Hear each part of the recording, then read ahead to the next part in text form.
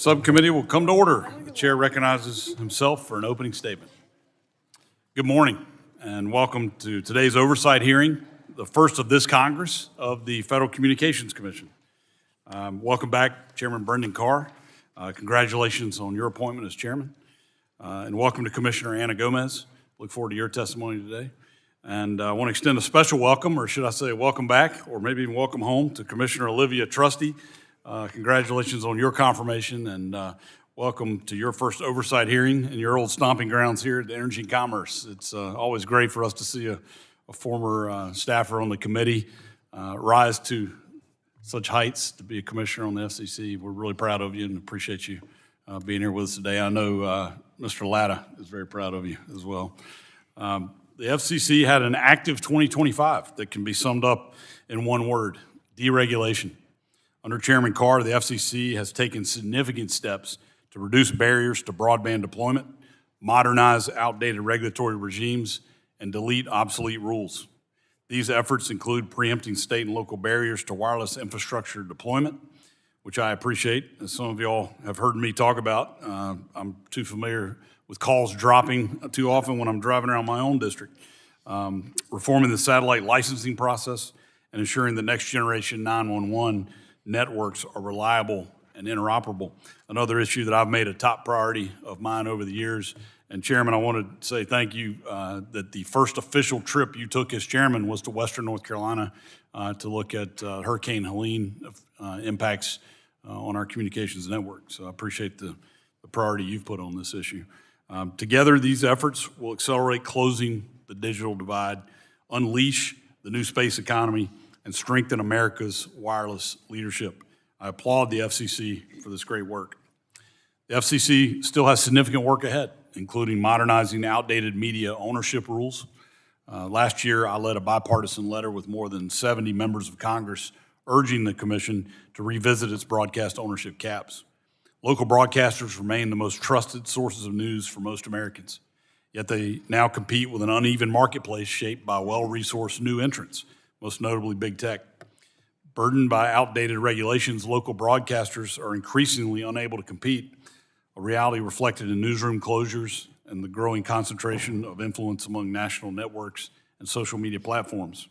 Current ownership caps prevent broadcasters from combining or expanding operations, constraining their ability to invest in local journalism. Updating these caps would help ensure broadcasters remain viable and competitive without creating monopolies.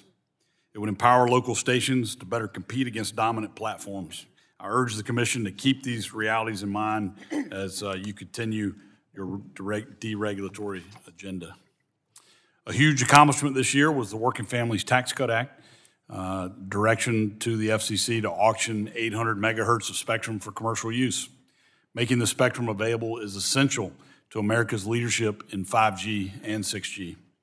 I'm pleased that the agency has already begun this work by identifying at least 100 megahertz for auction in the upper C-band. As the agency looks for remaining spectrum, both on its own and in coordination with others, I know you have important decisions to make, and I urge the FCC to be mindful of investment that has already taken place in existing commercial bands, such as the 6 gigahertz band and the CBRS band. The proposal, your agenda laid out this month to expand unlicensed operations in the 6G band is a great first step. Finally, I'm a member of the bipartisan bicameral Universal Services Fund Working Group. The USF, overseen by the FCC, helps support broadband access to high-cost rural areas, to schools and libraries, rural health centers, and low-income households. Last year, the Supreme Court upheld the constitutionality of USF, but it is past time to reform this program to ensure the long-term sustainability and ensure the funds are reaching the right people. Congress needs to re-examine what the USF supports and how it's funded. A sustainable USF is essential to ensuring all Americans have access to affordable, reliable broadband. Given the FCC's role in administering the fund, I look forward to discussing ways to ensure the USF remains viable for future generations. Today's hearing is an opportunity to discuss the many important issues before the FCC. Again, I thank the commissioners for being here today, and I look forward to our conversations. I now recognize the ranking member, the gentlelady from California, for her opening statement. Thank you very much, Mr. Chairman. I'm glad we're holding this hearing. The Federal Communications Commission affects people's everyday lives. It determines whether you can call 911, whether your internet bill is affordable, and whether local news can do its job without political interference. Oversight is not optional. It is our responsibility. The FCC serves the public, not any president, not any party, and not any one political agenda. It is supposed to be an independent, expert agency that promotes competition, protects public safety, and expands connectivity to our rural and urban communities. But President Trump and Chairman Carr have repeatedly abused the FCC's power. We don't have speech police in America. We have the First Amendment. Yet, under Chairman Carr, we have seen a pattern of pressuring the media to toe the administration's line. He warned Disney and ABC stations, we can do this the easy way or the hard way to push them to take Jimmy Kimmel off the air. He threatened to investigate or revoke the license of local stations over content the administration doesn't like. And he's opened investigations into newsrooms' routine editing decisions, such as CBS condensing an interview for time. That's not calling balls and strikes. That's censorship by intimidation. Chairman Carr has stretched the standards of acting in the public interest and preventing news distortion beyond recognition. The FCC's own guidance sets a high bar for news distortion. The FCC can only go after deliberate distortion, not mere inaccuracy or difference of opinion. Yet, like the rest of the Trump administration, this FCC seems to believe it is above the law and the Constitution. That's why I introduced the Broadcast Freedom and Independence Act to draw a bright line. The FCC cannot target broadcasters based on viewpoint, and the White House cannot use the FCC to settle political scores. The threats this FCC poses to journalistic independence have been local as well as national. In Sacramento, people rely on local stations for wildfire updates, flood warnings, and breaking news. Local news is a lifeline for communities. When a handful of companies control local stations, communities lose independent voices, newsrooms face layoffs, and viewers are left with fewer trusted sources. That's why Congress sets strict limits for how big any one TV station owner can get. No company can reach more than 39% of U.S. households. That's the law. So it's deeply concerning when the Trump FCC appears open to deals that weaken local independence and plainly violates the law. Deals like Nexstar's acquisition of Tegna, which would create a media giant reaching 80% of U.S. households. And in Sacramento, Nexstar Tegna would put 2 of our 4 English-language local TV stations under the same owner. That should raise flags for anyone who believes in protecting local news and competition. Finally, I want to address cybersecurity. Our communications networks are critical infrastructure. They carry our calls, texts, and data. They support hospitals, small businesses, and emergency alerts, and they are under attack. After Salt Typhoon, the worst telecom hack in U.S. history, the FCC began moving toward enforceable cybersecurity requirements for companies, not just voluntary promises. But Chairman Carr reversed course, leaving our networks more exposed. So today we're going to put this record under a spotlight. The public deserves to know what Chairman Carr thinks public interest means and why he's using to pressure speech. Communities deserve to know why local voices are being squeezed by consolidation. And Americans deserve to know why cybersecurity protections were weakened at the moment we need them the most. I look forward to hearing from the witnesses, and I yield back. Thank you. I now recognize the chairman of the full committee, the gentleman from Kentucky, for 5 minutes for his opening statement. Thank you, Chairman Hudson, and thank you for holding this important oversight hearing. And thank you to our commissioners for being here. Commissioner Trosty, welcome back to the committee. We're glad to have you back here. And we always say, and it's true, that the members of Energy and Commerce get to work with the best people on Capitol Hill. And you were a part of our group at one time. We appreciate having you back. And this is an exciting time for the FCC, exciting time to be there. The Working Families Tax Act restored the FCC Spectrum Auction Authority, which had elapsed for more than 2 years. It also set a target of 800 megahertz of spectrum to be identified and made available for commercial use. These actions will help meet the growing demand for spectrum, but also, more importantly, ensure the U.S. continues to be the leader in 5G and even developing 6G. Under the first Trump administration, the FCC made a significant amount of mid-band spectrum available for licensed use and opened up 1,200 megahertz of spectrum for unlicensed use. This strengthened our position as a global technology leader, and American innovators have seized the opportunity. But in the years ahead, the United States must continue to lead in wireless innovation. Otherwise, adversaries like China will dominate this battle and set their own standards according to the values of the Chinese Communist Party.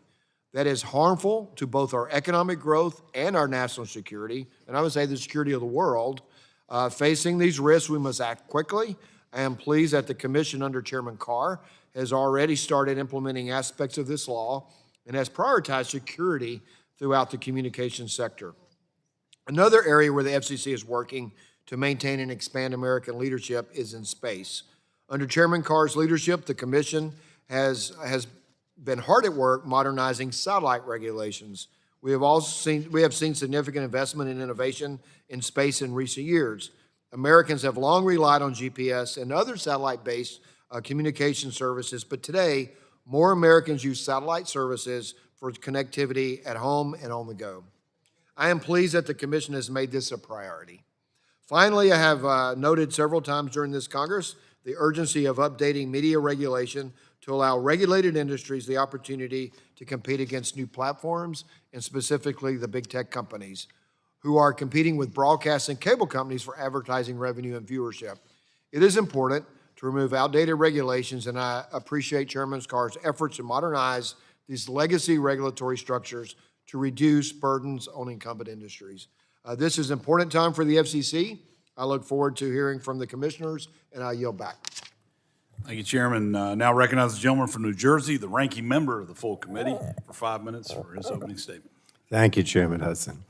One of President Trump's most defining qualities has been his contempt for American media and his hostility towards the First Amendment. Trump has repeatedly attacked and threatened late-night hosts for making jokes that bruise his ego, dismissed reporting he does not like as fake news, smeared journalists for merely doing their jobs, and taken completely meritless legal action against news networks that do not bend to his will. And he's also debased the office he holds by resorting to bullying and name-calling, recently telling a veteran reporter who asked a question about the Epstein files, and I quote, "Quiet, piggy." On duty, or I should say our duty here, is to conduct oversight of the Federal Communications Commission, and that has never been more critical than it is today. Because in Trump's ongoing crusade to chill free speech, punish news networks, and vilify American journalism, there has been no greater ally than Chairman Brendan Carr. Over the last year, Chairman Carr has grossly distorted the power and purpose of the FCC. He has weaponized the agency to benefit Trump and punish anyone who challenges him. He has rubber-stamped shady deals between media conglomerates when those deals have included monetary and political benefits for the president. He opened sham investigations into small local media outlets for simply reporting on publicly available information about ICE raids. He weaponized the FCC's public interest principles to bully news organizations, and Chairman Carr repeatedly violated the First Amendment by threatening and intimidating broadcasters who aired speech that the president does not like. Now, you don't have to take my word for it. There's a reason why a Republican Senator, Ted Cruz, said that Chairman Carr's actions have been, and I quote, "right out of Goodfellas and dangerous as hell." This was never more apparent than when Chairman Carr threatened to revoke American broadcasters' licenses if they did not take action against a comedy program, The Jimmy Kimmel Show, telling them, and I quote, "we can do this the easy way or the hard way." And let's be very clear about what happened there. The federal government threatened to wield its power to stamp out speech it did not like, and this is a violation of the First Amendment. This is censorship, which does not belong in America. There was a time when my Republican colleagues would have been up in arms over all this, when their allegiance to the First Amendment was greater than their loyalty to one man. But obviously, that's not the case anymore. And the chairman's misdeeds do not end with his clear and dangerous violations of the First Amendment. After months of delay, Chairman Carr approved the Skydance Paramount merger, only after President Trump was paid $16 million to settle a meritless lawsuit, offered $20 million in free advertising, and received guarantees that CBS's editorial decisions would be tweaked in his favor. This is what we call a quid pro quo, facilitated by Chairman Carr. And that's why Representative Raskin and I have opened an investigation into this merger's approval. The American people deserve to know the truth, and that some of us in Washington still believe that billionaires should have to play by the same rules as the rest of us. Now, in sum, Chairman Carr has abandoned the FCC's role as an independent agency and has instead turned it into an instrument for President Trump's own personal and political benefit. In fact, during his testimony before the Senate, he openly stated that the FCC is no longer an independent agency because the president says so. That's, in my opinion, madness. And it makes clear that the FCC is no longer operating in the public's interest. Quite the contrary, right now, the FCC is failing the American people, and Chairman Carr is failing his oath to the Constitution. So while today's hearing is a good start, it's past time that this committee hold a media hearing, so we can dig deeper into these and other matters. So finally, let me say, Chairman Carr's decision to insert the FCC into policy debates where it has no authority to act while walking away from congressional mandates and existing FCC rules is also very disturbing. While President Trump and Chairman Carr may wish that the FCC could preempt state and local laws on artificial intelligence, Congress has not given the agency that power. The FCC also does not have the power to raise the 39% national TV ownership cap, which can only be changed by Congress. So, frankly, Americans deserve a lot better than this. They deserve an FCC that upholds their constitutional rights, that acts in their interests, not in the private interests of the president. And with that, Mr. Chairman, I yield back. Thank you. We've now concluded with member opening statements. The chair reminds members that pursuant to committee rules, all members' opening statements will be made part of the record. We'd like to thank our witnesses for being here today to testify before the subcommittee. Our witnesses will have 5 minutes each to provide an opening statement, which will be followed by a round of questions from members. The witnesses here before us today are Chairman Brendan Carr, Chairman of the FCC, Commissioner Anna Gomez, Commissioner at the FCC, and Commissioner Olivia Trustee, Commissioner at the FCC. Chairman Carr, you are recognized for 5 minutes for an opening statement. Thank you. Chairman Hudson, Ranking Member Matsui, distinguished members of the subcommittee, thank you for the invitation to testify. While this is not my first time appearing before the subcommittee, it's my first time doing so as chairman. Like my colleagues, I have fond memories of this room. I started as an intern here over 20 years ago now. I also want to start by saying how proud I am of the FCC's dedicated staff and everything they accomplished for the American people last year. The FCC delivered an historic set of wins in 2025 thanks to them. I also want to applaud the important work that the subcommittee has accomplished this Congress. For instance, thanks to Chairman Hudson, Chairman Guthrie, and many of their fellow members, the FCC's Spectrum Auction Authority has now been restored through President Trump's Working Families Tax Cut Act, a major legislative accomplishment. In terms of the FCC's work, the agency has been following President Trump's strong leadership and moved quickly to execute on an ambitious set of reforms. We're advancing a Build America agenda, a concrete plan to unleash high-speed infrastructure builds in communities across the country. We're reinvigorating the agency's consumer protection work, including cracking down on illegal robocalls. We're empowering broadcasters to meet their public interest obligations. We're strengthening America's national security, and we're eliminating waste while modernizing agency operations. Much of this represents a significant change from the Biden administration policies. Indeed, when I took over as chairman of the FCC a year ago, the FCC faced several serious challenges. For instance, the Biden administration had allowed the U.S. to fall behind when it comes to one of the most important features of our economic strength, national security, and connectivity goals: spectrum. The FCC Spectrum Auction Authority had lapsed 2 years earlier. The Biden administration had failed to tee up a single new spectrum band for auction. And President Biden's national spectrum strategy committed to freeing up exactly 0 megahertz of spectrum. On top of that, permitting reform was going nowhere. The Biden administration was layering on heavy-handed regulations that only made it harder for broadband builders to start turning dirt. To make matters worse, the Biden administration was pushing policies that would make services more expensive for Americans. We had to turn things around and fast. Thanks to President Trump's leadership, we're doing exactly that. As I detail in my written testimony, the FCC's build agenda focuses on unleashing the nation's broadband builders. It does so by advancing several core goals. For one, we're modernizing permitting rules and cutting red tape. For another, we're freeing up the airwaves that are necessary for America to lead the world again. We now have a massive new spectrum pipeline and are working on multiple new spectrum auctions. In fact, the FCC just voted at the end of last year on a plan to auction up to 180 megahertz of spectrum in the upper C-band. In the secondary markets, we're now seeing large chunks of spectrum move into the hands of competitors that can put it to productive use quickly. Indeed, one carrier alone announced that they built out spectrum they gained access to late last year to over 23,000 cell sites in record time, boosting 5G speeds by up to 80%.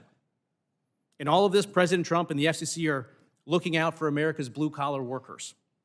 In this job, I've had the chance to climb towers, splice fiber, and string lines with some of the country's most talented and hardworking telecom workers, and also some members of this committee as well.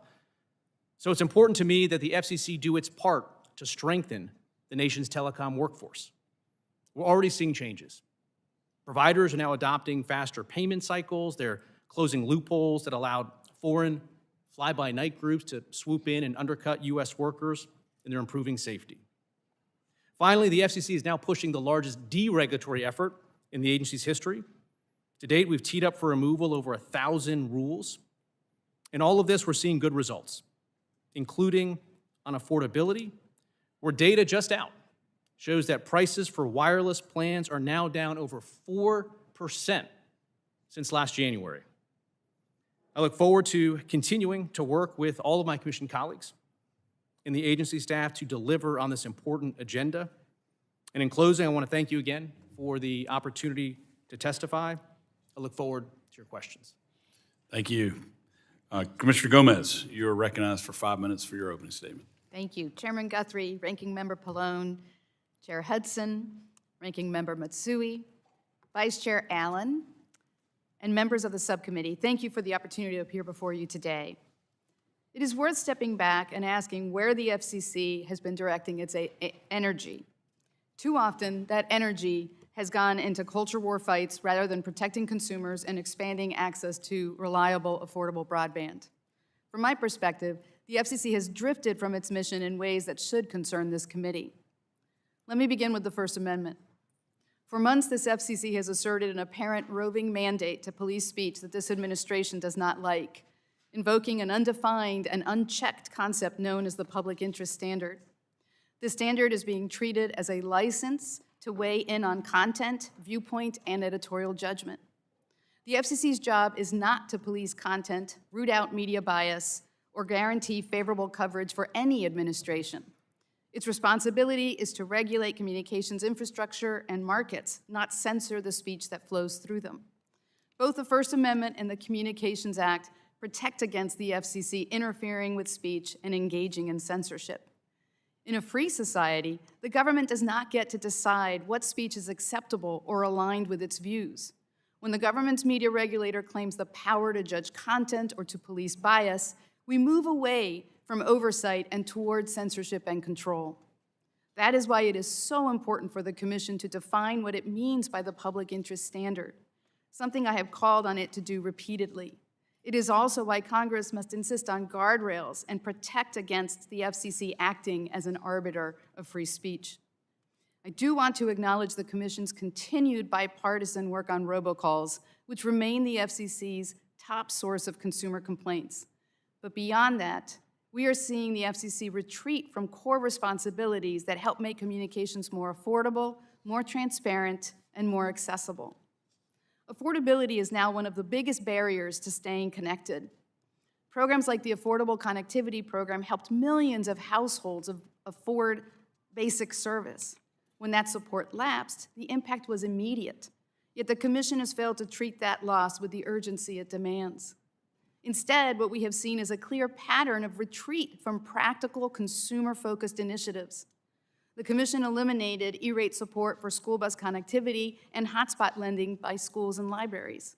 For many students, seniors, and families, these programs were the only reliable connection to the internet. Ending them removed one of the most effective tools we had to help people participate in the digital economy and to avoid being left behind. The Commission has rolled back limits on exorbitant prison communication rates. These communications are often the only way for those in prison to stay connected to the support they need to return to society without turning back to crime. Vulnerable families will now be paying higher phone rates because of this FCC's actions. The Commission has proposed weakening the broadband nutrition labels it previously adopted, making it harder for consumers to compare prices, speeds, and fees before they sign up for service, and making it easier for prices to rise.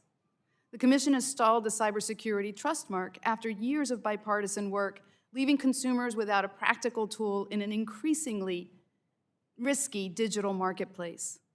And in a nation that is home to millions of non-English speakers and that welcomes millions of international visitors each year, the Commission has delayed bipartisan efforts to provide consumers with multilingual emergency alerts. As we prepare to host the World Cup and the 2028 Olympics, language barriers should not become a public safety risk. None of the policies this administration has sidelined was symbolic. Their rollback reflects a Commission spending less time on consumer needs and more time on ideological priorities and the needs of billion-dollar corporations. Without sustained attention to affordability and consumer protection, even the largest investments in broadband deployment, including the BEAD program, risk becoming digital bridges to nowhere. If students cannot afford broadband, if families cannot trust the security of their devices, if incarcerated individuals are cut off from support, and if emergency alerts fail to reach whole communities, then no amount of deregulatory policy will close that divide. We should measure success from AI and other investments in human outcomes. Who is connected, who is protected, and who is fully included? That is the standard the FCC should be held to and the responsibility it must return to if it is to fulfill its mission. Thank you, and I look forward to your questions. Thank you. Commissioner Trusty, you're recognized for 5 minutes for your opening statement. Thank you. Chairman Hudson, Ranking Member Matsui, and members of the subcommittee, thank you for the opportunity to appear before you today. It has been 6 months since I was sworn in as a commissioner at the Federal Communications Commission. During that time, I have focused on policies to advance access to high-speed connectivity, strengthen the resilience of the nation's communications networks, and restore U.S. leadership in next-generation communications technologies. A critical part of that work has been the opportunity to travel across the country and around the world to engage directly with those who build, maintain, and rely on our communications infrastructure and technologies. From Jackson, Mississippi, to Eek, Alaska, and abroad, I have seen firsthand how fixed, mobile, and satellite connectivity is delivering on the promise of job creation, technological innovation, and economic prosperity. In Jackson, Mississippi, I saw how broadband is delivering quality, life-saving care straight into the homes of Mississippians across the Magnolia State. Doctors at the University of Mississippi Medical Center are treating chronic illnesses, managing high-risk pregnancies, and delivering mental health care by video to rural communities that would otherwise go without these essential services. In Bethel and Eek, Alaska, I saw how access to broadband is transforming lives. These Alaskan towns are home to some of the most rugged and hard-to-reach terrain, and broadband is enabling Alaska natives and non-natives alike to contribute to and benefit from the global digital economy while maintaining their treasured culture and way of life. And last fall, I traveled to Baku, Azerbaijan, to represent the United States at the International Telecommunication Union's World Telecommunication Development Conference. There, ministers and regulators from around the globe highlighted their progress on closing the digital divide within their nation's borders. They also used this forum to seek U.S. guidance and leadership on maximizing spectrum efficiency, building trusted networks and secure supply chains, and creating a regulatory environment that invites continued innovation, investment, and competition while protecting consumers and enhancing public safety. These are issues we confront at the FCC in almost every proceeding. They also inform the 3 priorities guiding my work: universal connectivity, network resilience, and U.S. leadership. Ensuring that every American has access to communication services has been the FCC's core mission since its founding. In addition to the Universal Service Fund, removing regulatory barriers that impede broadband deployment is critical to connecting every American. I commend members of this subcommittee for advancing several legislative proposals to reform the permitting process, which will help accelerate the delivery of high-speed broadband services to homes and businesses across the country.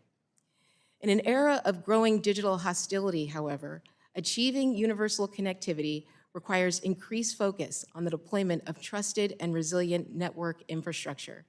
Our communications networks are the backbone of both our economy and our defense. From robocall scams to foreign-made network components to infrastructure vandalism and copper theft, the threats are evolving rapidly. Recent Commission actions to remove foreign adversary-owned labs from our equipment authorization process, to block illegal robocalls from exploiting American consumers, and to garner commitments from broadband providers to harden their network infrastructure will enhance network integrity while allowing us to maintain agility in responding to new and emerging threats. U.S. leadership in next-generation technologies, 6G, AI, emerging commercial services in space, and more hinges on our ability to deploy high-speed and resilient communications infrastructure to every corner of the country. Thanks to President Trump and members of this subcommittee, the Commission's General Spectrum Auction Authority has been restored along with the creation of a long-term spectrum pipeline. This positions America to lead in wireless innovation and beyond. Our continued success in technological advancement will ultimately be determined by a domestic and international regulatory environment that emphasizes innovation, competition, and global cooperation. Importantly, U.S. leadership isn't inevitable. It must be earned. I look forward to working with members of this subcommittee, the full committee, and our interagency partners to ensure that the United States is positioned to capture first-mover advantages in technologies that will define the future of our economic and national security. Mr. Chairman, thank you again for this opportunity to testify, and I look forward to your questions. Thank you very much. I'd like to take a moment of personal privilege and welcome someone I see in the audience here, former chairman of this subcommittee and the chairman of the full committee, Greg Walden. Welcome back. Good to see you, sir. We will now begin questioning, and I recognize myself for 5 minutes. Chairman Carr, for the United States to maintain its leadership in wireless innovation, we need to make both licensed and unlicensed spectrum available for commercial use. Can you tell us why a balanced spectrum policy is so important? Yeah, U.S. leadership in wireless is part and parcel of our geopolitical leadership. We need the full toolkit out there, both licensed and unlicensed. In fact, on the unlicensed side, we're going to be voting at the FCC later this month to supercharge Wi-Fi. So Americans get better, faster, more powerful Wi-Fi. I think it's a great complement to the other work that we're already doing on the licensed side. Appreciate that. Commissioner Trusty, do you have anything to add to that? Sure, thank you for the question, and thank you for your leadership on spectrum policy. I've been a proponent of an all-of-the-above approach to spectrum policy, where we can accommodate a variety of users, use cases, and technologies. Our immediate priority is the AWS-3 spectrum auction that'll start in June, and we're also working on rules for the upper C-band auction, which will create opportunities for licensed spectrum. But we also need more spectrum for unlicensed uses, so to support Wi-Fi and IoT-based applications. And we need spectrum for satellite connectivity and space-based applications. So I think that having licensed, unlicensed satellite spectrum is important for promoting innovation, investment, and competition, and strengthening U.S. leadership in next-generation technologies. I agree. Chairman Carr, the White House recently released a presidential memorandum on 6G. How does this action affect your collaboration with NTIA on identifying additional bands for auction? Well, thanks again to the work of you and this committee and President Trump. We now have a real concrete spectrum pipeline, 800 megahertz. And as part of that, we are collaborating very closely with NTIA, with Commerce, with the White House to make sure we're identifying the right target bands, studying them, and staying on track. And so that's a really good thing. Again, we, as a country, were behind a little bit on 3G, but we caught up on 4G, we caught up on 5G, and now President Trump is making sure that the U.S. leads the way on next-generation technology, too. Great. Chairman Carr, as I mentioned in my opening statement, I'm part of the bipartisan, bicameral Universal Service Fund working group that's trying to implement long-term reforms to ensure sustainability for USF into the future. How does the USF ensure that broadband remains affordable for all Americans? The Universal Service Fund has played a key role over the years ensuring connectivity for Americans all across the country. We're doing work right now, including making sure that we're ending any unlawful expenditures were taking place. We are policing better for waste, fraud, and abuse in these programs. We are going to work collaboratively with the bipartisan, bicameral task force that you talked about.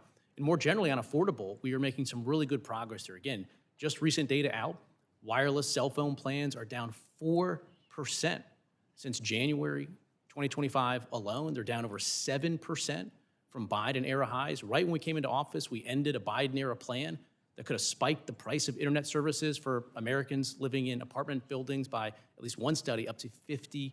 So there's a lot more work to go, but I'm glad that we're heading in the right direction. Great. What reform ideas should Congress consider, particularly on the distribution side, as we evaluate the future of the USF? Well, one thing that's important, I think Congress is focusing on, should focus on, is technology neutrality. You know, we want high-speed fiber connections in so many parts of the country, but there's other places where you're going to have fixed wireless or a new generation of low Earth orbit satellite or 5G or 6G. So we want to do this in a way that makes sure that Americans get the connectivity they expect and deserve, but we do it in the most efficient way possible. I agree.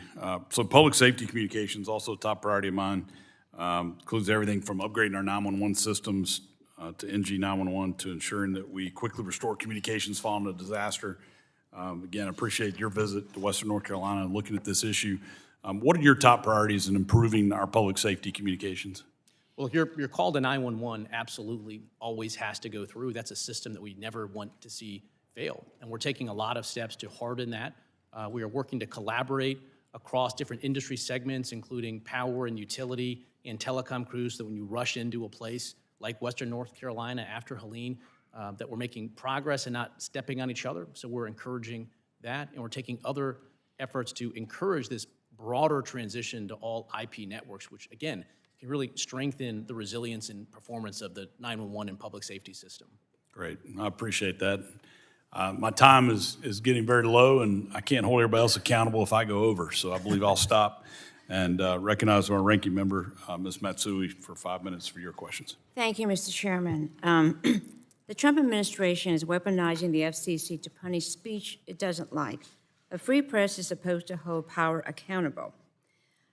Commissioner Gomez, President Trump has threatened to revoke the licenses of NBC and ABC, claiming they're biased and give him only bad publicity or press. Yes or no, does the FCC have the power to take licenses away from network affiliates solely for the content of their news coverage? No, they do not. Okay. Chairman Carr has consistently used the FCC's news distortion policy to justify investigating broadcasters.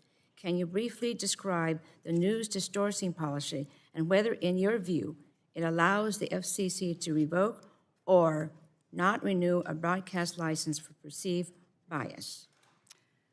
Thank you for that question. So the news distortion policy covers local broadcasters broadcasting news about a significant event, but it requires intentionality to mislead about a significant event, not merely an incidental event. And it also cannot be used if you just simply disagree with the content and if it's just an incidental mistake. Now, the courts have looked at the constitutionality of the doctrine, and what they've said is, under the constitutional scrutiny, because we are looking at deliberate distortion and not just mere inaccuracy or a difference of opinion, that it would uphold the constitutionality of the news distortion policy. Under this FCC, however, we appear to be using the news distortion policy to go after any content that we don't like, and using that in conjunction with this vague public interest standard. Okay. Chairman Carr, the Communications Act requires broadcasters to serve the public interest. Does that standard allow the FCC to censor or interfere with broadcasters' free speech under the First Amendment? I just want a yes or no here. What the Supreme Court has said on this issue is that, quote, no one has a First Amendment right to a license. So the FCC enforcing the public interest standard on broadcasters, according to the Supreme Court, doesn't violate the First Amendment and doesn't constitute So where do you come censorship down? Is for it yes or purposes no? I want to just hear from you, yes or no? Sir, could you repeat it? Yes or no? I mean, just don't quote the Supreme Court. Where are you, yes or no? Look, the FCC has an obligation to enforce the public interest, and that's very unique as to broadcasters. Again, if you step back, broadcasters Okay, are okay. unique among all other distributors of news and Okay, information because they have a reclaiming- license. I don't need a speech now. Does the public interest include informing the public about what their government, including ICE, is doing in their local community? Yes or no? The core ingredient of the public interest standard is to identify the needs of your local community and make sure you're meeting that. Okay, so it's a yes, right? Broadcasters have an obligation to identify and meet the needs of the local communities they serve. Okay. When you talk about the public interest, does the public include Americans who disagree with the president? I just want a yes or no here. Does the public include people that disagree Who with the president? disagree with the Yes. president when you talk about public interest?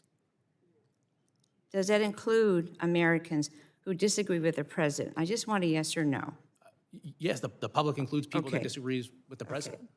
In 2021, you wrote that a newsroom's decision about what stories to cover and how to frame them should be beyond the reach of any government official. Do you stand by that today? Yes or no?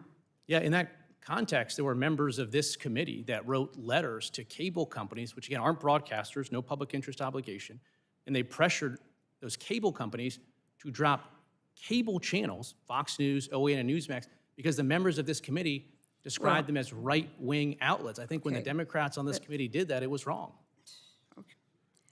So, to recap, we agree that broadcasters are protected by the First Amendment. Is that right? Yes. The public interest includes informing communities about government action, correct? And the FCC, a government agency, shouldn't influence newsrooms' decisions, correct? Okay. So why did the FCC open an investigation into KCBS in San Francisco after it covered the January 26th ICE raid in San Jose? The FCC, I believe, received either a complaint or we heard concerns about that specific radio station, and we've raised those concerns. I believe we've heard back from that radio station, and we have nothing new to share to update on that investigation. Okay, so, That's time. excuse me? Did I lose my time? Yeah. Okay, it seems like. Your time has expired. All right, thank you very much. Thank you. Chair now recognizes the chairman of the full committee, Mr. Guthrie, for 5 minutes for your questions. Thank you for being here. So Chairman Carr, I appreciate your commitment to meeting the 800 megahertz target established in the Working Families Tax Cut. Can you talk about how the consumer benefits that making spectrum more available for commercial use brings to hardworking Americans, but focus on how it will impact prices for hardworking Americans? Thank you very much for the question. Prices, according to new data just out, on the wireless side in particular, are already down over 4% from January 2025 alone. And part of this is our work to make more spectrum available, both through auction and secondary markets. When you introduce new spectrum into a market, the data shows that it drives down prices for consumers significantly. And so both in our work in the secondary markets and our work in the upcoming auctions, pushing more spectrum into the marketplace is going to be really good for consumers. Okay, thank you. So, Commissioner Trustee, the U.S. has led the world in wireless innovation, including through unlicensed uses of spectrum, such as Wi-Fi is a great example of unlicensed. It's changed the way people connect to the internet and led to an ecosystem of new devices that we all rely upon. So could you, how can we continue to foster this innovation and investment to ensure the United States continues to lead the world in wireless? Sure. Thank you for the question, and thank you for your leadership in spectrum policy. Because we have the spectrum provisions in the Working Families Tax Cut Act, that gives us the foundation we need to lead the world in wireless. And so to build on that, we need to maintain predictability in our spectrum policy, so to continue to have auction authority and a long-term spectrum pipeline. We need to be leading in international standard-setting bodies. We also need to maintain strong interagency coordination. And I think we need to be investing in artificial intelligence so that we can increase spectrum efficiency. And I think AI will define the future of things like 6G, AI-native networks, and capabilities like integrated sensing and communications. And to build on that, I also think we need to continue to build trusted and secure infrastructure and develop coalitions with our international partners and allies so that our preferred technologies and standards achieve harmonization and scale. I think all of those things will position us well to lead in wireless innovation. Okay, thank you, and welcome back to the committee. Hope you're enjoying it from that side. And I enjoyed working with the ranking member of this subcommittee. We still work together, Ranking Member Matsui, on spectrum policy. That's been a good work for us. And so, Chairman Carr, could you speak to the importance of media modernization and why it's critical to remove outdated regulations for incumbent industries to allow them to better compete with big tech?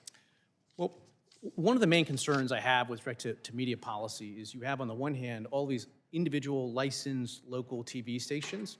On the other hand, you have these national programmers, Disney, Comcast, a handful of others. And over the years, historically, we had a balance between the national programmers and the licensed local TV stations.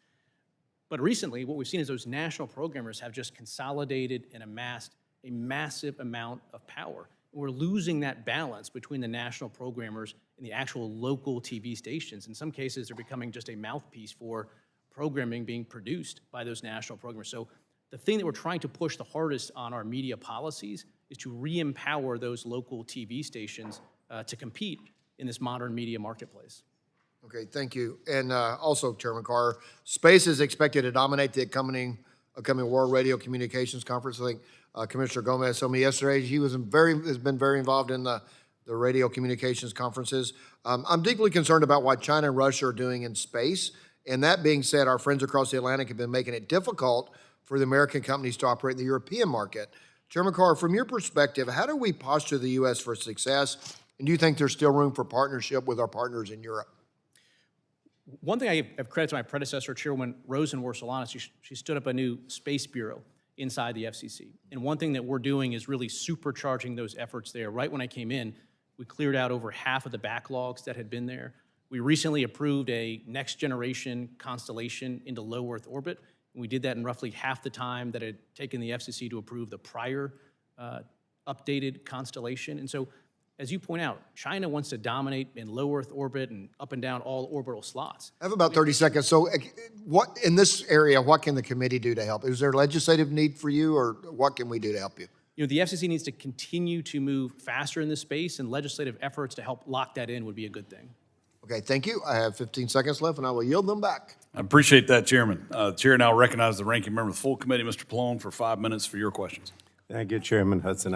And Chairman Carr, I did want to get into the local broadcasters that you mentioned, but just a simple yes or no initially.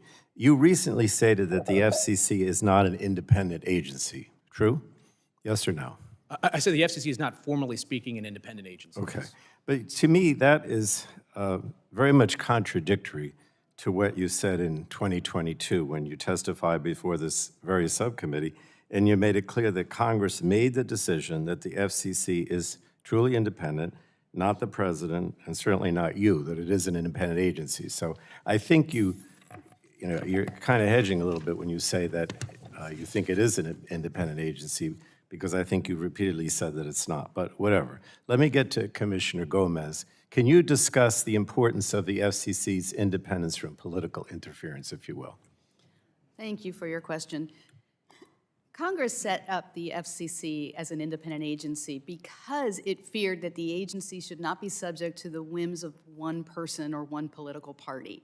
That is why we have an independent, multi-member expert body that regulates our communications medium. So when we declare that we are not independent, what we are doing is, A, we're not recognizing what Congress wanted when it created this independent agency, but we are also putting way too much power into one person and then doing their political whims. I appreciate that. And I do think, Mr. Chairman Carr, that your repeated comments do not suggest that you think it is an independent agency, but I don't want to get into all the details because I do want to get to this local broadcaster issue, which you mentioned before. because I think local broadcasters are some of the most powerful voices shaping public opinion at the local level, and the FCC has adopted and enforced ownership restrictions to ensure the needs of local communities are met, and that's why I have concerns with any further relaxation of that ownership. And I also want to remind you that Congress set the maximum reach for entities owning TV stations at 39% of national television audience households, and only Congress can change that threshold. So let me ask you, Chairman, do you agree that only Congress has the authority to raise the national ownership cap? The position of the FCC consistently over the prior 4 chairs, Republican and Democrats alike, has always been that the 39% cap is a rule that the FCC has on our Code of Regulations. And as a general matter, I really agree with you on the need to reinvigorate. Right, but local you're broadcast. saying then that you don't think, you think you can raise it on your own. The commission can. These are issues that we're looking at right now. I'm just saying, Well, I mean, yes or no? You do believe that you can raise the cap on your own? You're saying it's a regulation, not a statute? we're looking at that right now. I'm saying that if you look at the last 4 FCC chairs across Republican and Democrat, the FCC has consistently been. Well, I don't think you're answering my question, but let me move on. Commissioner Gomez, do you agree with Chairman Carr? And, well, I guess he didn't really say anything. So let me ask you, what impact do you think any relaxation of this 39% would have on consumers? Thank you for that question. So yes, the 39% ownership cap is in fact in the statute. The Congress amended the Communications Act when it imposed the 39% ownership cap. So I don't think that we have the authority to waive that. It is not just a rule. Rules are how we implement the act. I believe consolidation is worrisome. I travel all over the country and I meet with local broadcasters, and I am always so impressed with their commitment to their communities and to serving their communities. What I fear is that this consolidation is going to enable behemoth corporate parents to take those local broadcasters and to create, quote, efficiencies that will in fact water down local news and then lead to less service for their communities, not more.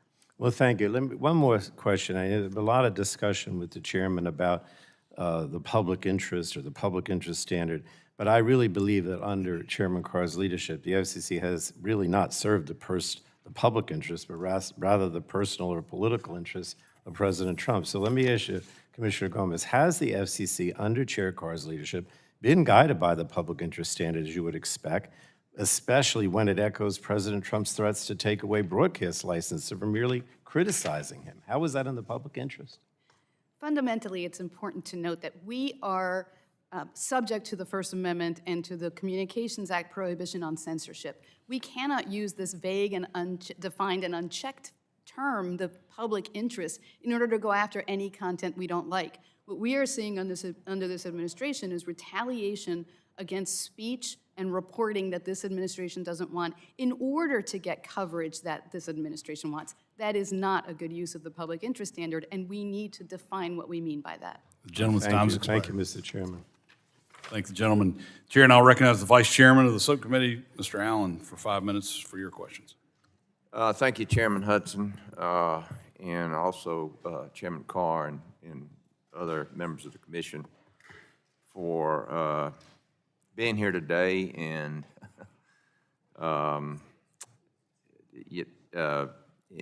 anyway, thank you for your service. It's great, even under the duress that you're dealing with, but which I really apologize for. But anyway, Chairman Carr, last March, 73 members of Congress, including myself, sent a letter to your commission calling for immediate action to update outdated ownership regulations. Our letter emphasized the need for rules that reflect today's competitive media landscape, where local broadcasters face unprecedented challenges competing with the unregulated big tech platforms. Could you provide us with a status update on this issue? And as I understand it, with the local broadcasters, it's a matter of survival. I mean, this is a real problem. Could you update us on that? Yeah, thank you, Congressman, for the question and for your leadership on this issue. The FCC has a couple of active proceedings underway where we're looking at this.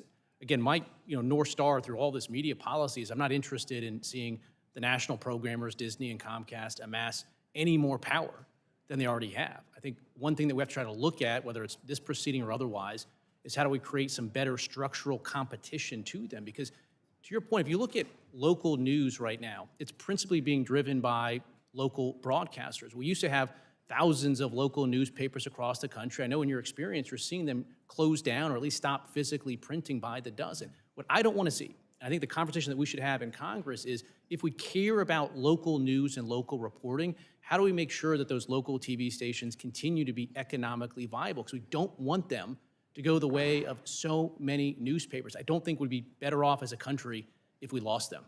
And, you know, again, it's run by local folks who live in the community, who work in the community, who contribute to the community. And I don't see how being part of a bigger organization to survive, you know, the current turmoil, if you would say, in this industry and expansion in this industry is I think it's, you know, I think it's important that we have that local influence. You've made empowering local broadcasters a centerpiece of your agenda. One such way has been your oversight of retransmission consent fees, ensuring that they are used as Congress intended, that is, by local broadcasters for a program that serves the local community. Can you update us on your oversight of the transmission consent regime and explain why this is so important? Well, one issue that we're looking at is those agreements, the affiliate agreements between the local TV stations on the one hand and those national programmers on the other. We're looking at lots of different ways to help empower that. Retrans is a very complex issue. On the one hand, we're seeing declining revenues at a lot of local TV stations. At the same time, the national programmers will say they need to maintain scale themselves to continue to compete for expensive sports rights. And so we have to try to find a right balance between having the financial capability of local TV stations to invest in local news and reporting, but also making sure that they have, you know, the national sports rights that people expect and demand. It's a complex issue, but we're looking at it. Yeah. Yeah, there's nothing worse than having the national championship and then all of a sudden you find out, oh, I can't get it on my television. Yeah. We know that in 2027, China will host the next World Radio Conference, an international conference that will set global rules for using spectrum. Under the last administration, domestic disputes between federal agencies about how spectrum should be used sidelined the United States and allowed other countries to pick the spectrum bands for next-generation networks. As a result, the United States now trails the world on mid-band spectrum for wireless broadband. What does the United States need to do to ensure it is ready for the next World Radio Conference? How can we ensure that the United States and not China is driving global spectrum focus at this conference? Thank you, Congressman. I think you're right. If you look back at past radio conferences, there was some gaps between different federal agencies in terms of their positions. That doesn't put us on the strongest possible footing. You know, thankfully, President Trump has been very clear to every agency that the United States is going to lead the world in next-generation technology. And that's resulted in a lot of close collaboration from the FCC, NTIA, Commerce, the White House, and hopefully, you know, we continue to make a very strong, unified position, because we know China and others are going to be very unified going into that, and so we need a strong U.S. position as well. Good. Gentleman's Great. time has expired. Yeah, thank you for your service. Now yield back. Thank you. Chair now recognizes the gentleman from Florida, Mr. Soto, for 5 minutes for your questions. Thank you, Chairman. President Trump has the most corrupt administration in modern history. $2 billion cryptocurrency scandal, pay-to-play pardons, pardoning January 6 insurrectionists, an Epstein pedophile cover-up, White House ballrooms that are lavish, and the Trump family getting rich off of official U.S. foreign policy in the Middle East, Southeast Asia, and beyond. And when the national media like CBS, ABC, and NBC cover these egregious scandals or use satire, FCC Chairman Brendan Carr tried to crush them using his power as FCC Chairman. CBS covers the cryptocurrency corruption, pardon of the Binance founder. Then CBS is forced to install a bias monitor 2 days after the merger approval, under pressure from Carr and Trump, along with an extortion payment of $16 million. ABC's Jimmy Kimmel uses satire to criticize Trump. Carr threatens their license. NBC's Seth Meyers uses satire to criticize Trump. Chairman Carr echoes Trump's call for Meyers' ouster. Chairman, you've turned the FCC into Trump's attack dog to crush First Amendment rights through FCC extortion. The Chinese Communist Party would be impressed. There was a time when you passionately defended First Amendment rights. In fact, you and I tangoed over COVID and issues related to that. So how do you justify using the FCC to censor news and satire of Trump's rampant corruption? Have an obligation to operate in the public interest. And in 2021, Is it we not wrote the this public letter interest? right here to the FCC asking us to take action when there's a transaction pending at the FCC involving a Spanish language radio station in South Florida. Is it You talk not in about the public disinformation and interest pressuring the for FCC people to to know block it. about the corruption And then that's you had happening in other this Democrats administration? step in and say, to win in 2022, this must stop. Pressuring the FCC to block a sale because Democrats thought it would be bad for the midterm Reclaiming my election in time. 2022. You serve And the after American that, people. What is the that sale didn't issue go through. is blatant corruption by the Trump administration and you trying to hide it. And everybody knows it. Commissioner Gomez, one day Chairman Carr's reign of un-American censorship will be over. How do we restore public confidence in the FCC after this national censorship scandal? Oh, thank you for that question. I think that Congress can really help us here by putting guardrails on the FCC so that it cannot violate the First Amendment and censor content on broadcasters. And what do you think those guardrails should be? I think defining the public, what it means to serve in the public interest would be very helpful. Do you think highlighting corruption is in the public interest? I think the FCC should stay out of content, whether we like it or not.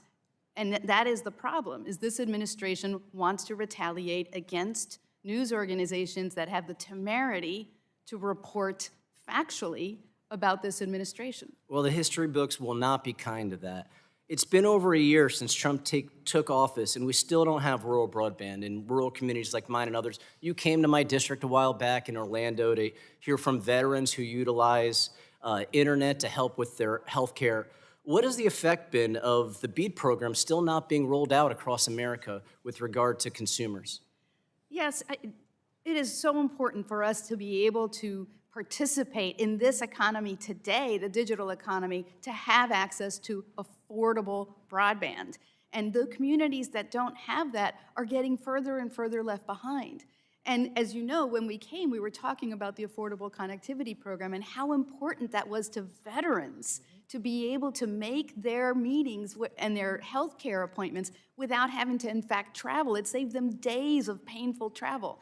So we need to focus on this issue so that every American can have access to affordable and accessible broadband, especially if we want to be world leaders in artificial intelligence.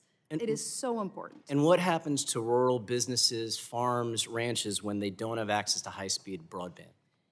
If you don't have access to high-speed broadband, you really are at risk of being left behind. It is an imperative in today's economy, in this digital economy, to have access to broadband. Thanks, Chairman. I yield back. Thanks, gentleman. The chair now recognizes the gentleman from Ohio, Mr. Latta, for 5 Well, minutes. thank you, for Mr. your question. Chairman, and thank you to the commission for being with us today. Chairman Carr, Commissioner Gomez, and Commissioner Trustee, and congratulations. It's great since you've been in my office years back to follow your career. Congratulations. Chairman Carr, let me just start off.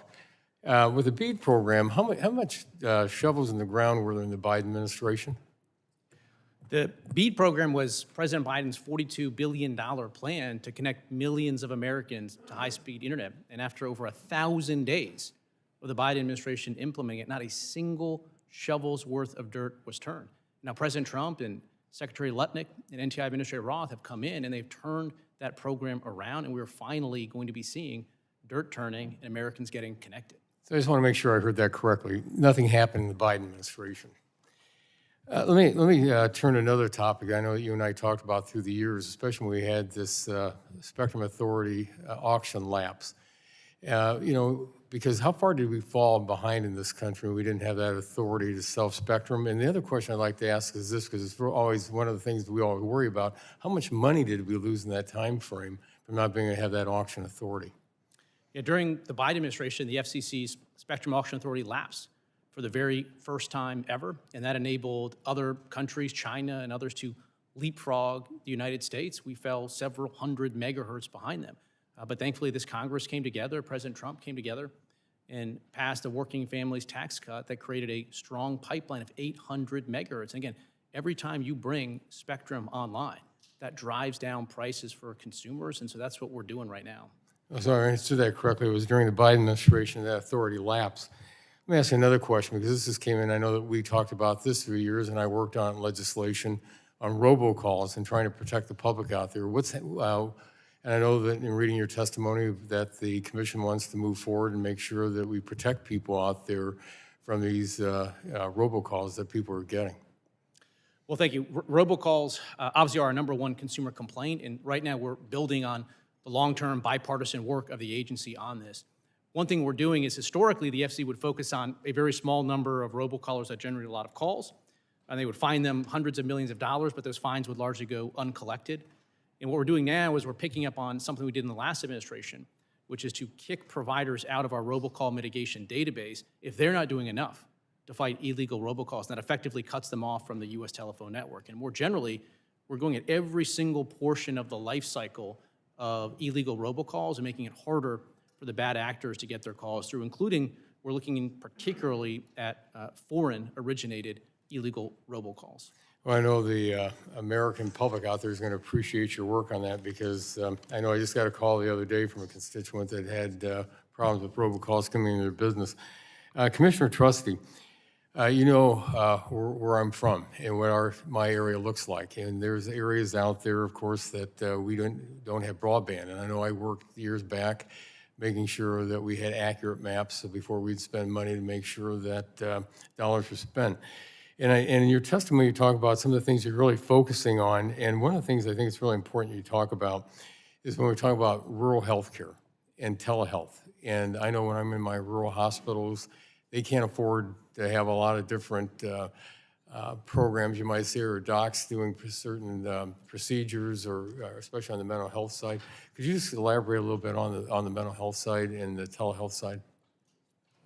Absolutely. Thank you so much for the question. As you know, the Rural Healthcare Program ensures that rural patients have access to modern, quality healthcare, including telehealth. And the FCC has made some process improvements to improve access to this essential program by extending the application deadline, by making sure funding aligns with demands. And we've been able to roll over unused funds for this year, for 2025, to ensure that we increase access to this important service. I think as part of the USF Congressional Working Group, there's another opportunity to explore additional reforms that can be made to this program to ensure that Americans in rural communities across the country have access to the quality care that they need. Well, thank you. If I could just return to you, Commissioner Carr, just real quickly, because we had discussions when we talked about 4G, 5G, 6G, and I'd always ask this question: are we winning the race? I mean, you know, who's our competitor out there? We got to win this race. So are we winning this race out there when we talk about 6G? We are. We had fallen behind, in my view, during the Biden years, and now we've hit the accelerator, and we are going to be leading the world once again in next-generation technology. Thank you very much. My time has expired, and I yield back, Mr. Chairman. Thank you. Chair, now recognize the representative from New York, Ms. Clark, for 5 minutes for your questions. Good morning, and thank you, Chairman Hudson, Ranking Member Matsui, for convening this hearing. Given the actions of the FCC under Chairman Carr, it's long overdue. Less than 1 year into his tenure, the FCC under Chairman Carr has given this committee many worthy avenues of exploration and oversight, most of which appear to stem from his new role as an obsequious partisan fulfilling President Trump's desire to exact revenge on his perceived enemies and line the pockets of the oligarch class. While appearing before this committee less than 4 years ago under the Biden administration, then Commissioner Carr rightly acknowledged the independence of the FCC, free from executive branch interference, but recently made clear that under the Trump administration, that independence is gone. While this may seem like a shocking about-face, it shouldn't be that surprising given Mr. Carr's role as author of the horrific Project 2025 manifesto, as well as the frankly bizarre choice to wear a golden lapel pin bearing President Trump's face. The weaponization of the FCC under Chairman Carr is not just frustrating, but dangerous. Dangerous for the nation and the ideals upon which it was founded. Individuals' freedom of speech and a press corps free from political intimidation are vital to a democracy. It's what also allows informed citizens to speak their minds without fear of government reprisal and serves as an important check on those in power. Unfortunately, these ideals are lost under this iteration of the FCC, which appears bound to the whims of a president intent on punishing those who report accurately on his unsettling behavior. Because my time is limited, I can't possibly list every example of the weaponization of the FCC in the last year, but a few that come to mind include reinstating complaints against news organizations that were critical of Trump during the election, while failing to reinstate a petition filed against the president's media outlet of choice, Fox.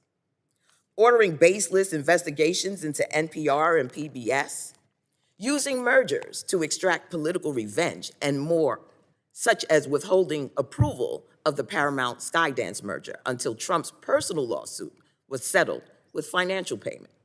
Launching a ridiculous investigation into KCBS in San Jose for merely reporting on ICE activity in their own community. Threatening to unilaterally alter national media ownership limits, which would reduce diversity in media and further endanger local news. Overtly partisan reinterpretations of the FCC's public interest standard and news distortion policies to enact a regime of censorship. And most notably, the overt threatening of licenses of broadcasters for carrying Jimmy Kimmel Live's show. To the last point, Senator Cruz, who I rarely agree with, aptly described Chairman Carr's threats as akin to something out of a mafia movie. And let me just say, I don't see any Michael Corleones in this room today, only Alfredo. So my question is to Commissioner Gomez. For nearly 90 years, the FCC has functioned as an independent agency to insulate communications policy from political pressure. Can you explain why the FCC's independence is essential to its credibility and effectiveness, and what potential risks arise as that independence is eroded? Thank you for that question. You know, when Congress created our predecessor, the Federal Radio Commission, it considered putting the commission under the Department of Commerce. And Herbert Hoover at the time said it was a terrible idea because it was dangerous to have the regulator of the most important communications medium at the time being overseen by a single person. And so that's why it created an independent agency. It's important to have an independent agency because we must be seen as an expert body that makes decisions based on that expertise and not based on the political whims of one administration. Commissioner Gomez, how do FCC media ownership caps support diversity of viewpoints and locally focused news? And what do communities risk losing if these limits are weakened? Our core principles when we talk about the public interest in local broadcasting are localism, diversity of viewpoints, and competition. The caps ensure that we have multiple voices in every market. That is why we have them. We want to ensure that we have that. If we lose those caps, what we are going to lose is that diversity of viewpoints, and we risk having one voice funneling all the information to our voters. With that, I yield back. Thanks, gentlelady. Chair now recognizes the gentleman from Florida, Mr. Bilirakis, for 5 minutes for your questions. Thank you very much. My questions are for Chairman Carr. In addition to serving on the Energy and Commerce Committee, I'm a member of the Select Committee on China. Under that role, I recently led a letter with Chairman Molinar to your office regarding specific concerns about Chinese fiber technology entering our country and the security concerns it brings to the United States. The FCC and Congress has already done a great job to protect our networks from these threats, but the concern remains. Just last week, the Financial Times reported a new China-backed hack of congressional staff email accounts. Can you outline, Mr. Chairman, what actions you are continuing to take to identify and address adversarial threats to U.S. telecommunications infrastructure? And can you confirm that you'll continue, again, have all the necessary tools at your disposal to adequately address these concerns without additional congressional approvals? Thank you, Congressman, for the question, for your leadership on this important issue. One of the very first things I did as chair was to stand up within the FCC a new Council on National Security that brings together all of our bureaus and offices and their expertise to bear on this issue, because China and other foreign actors are constantly poking and prodding and looking for ways into our communications network. We've taken actions on what we call bad labs to try to kick out equipment authorization bodies that aren't trustworthy. We've taken action to implement the Secure Equipment Act, and with cybersecurity in particular, we work directly with carriers to ensure that they're taking renewed actions to accelerate the patching of vulnerable equipment, updating and reviewing their access controls, disabling unnecessary outbound connections. And the key there is we have to be very, very nimble and make sure that carriers and our country's national security expertise, including CISA and DHS, are very closely collaborated, because you need very quick reactions given the types of threats we're seeing. Very good. Again, question for the chairman. In your written testimony, you devote a section to the deregulatory actions the FCC has engaged in under your leadership. This includes removal of over 1,100 rules, regulations. I applaud these actions, especially as this committee is working on its own permitting reform package to streamline the process. Beyond the baseline number of regulations removed, is there any way to quantify how much time and/or money is saved by these actions? How would you describe these changes to the typical American taxpayer and internet user? I think that's very important. If you could respond, I'd appreciate it. Yeah, thank you, Congressman. The easiest way to put it is that it historically it costs too much and it takes too long to build out internet infrastructure in this country, and that means communities that are on the edge case of new or additional or better service can get left behind. And so we're working hard at the FCC on permitting reform and cutting red tape, and that's going to be key to making sure that we keep driving down prices for Americans. Very good. For the last several weeks, the news has been inundated with the discovery of mass amounts of fraud within our federal programs. What are the safeguards at the FCC to help guard against fraud? And in light of what is happening with the improper payments within other agencies, is this something you're considering taking a look at and updating?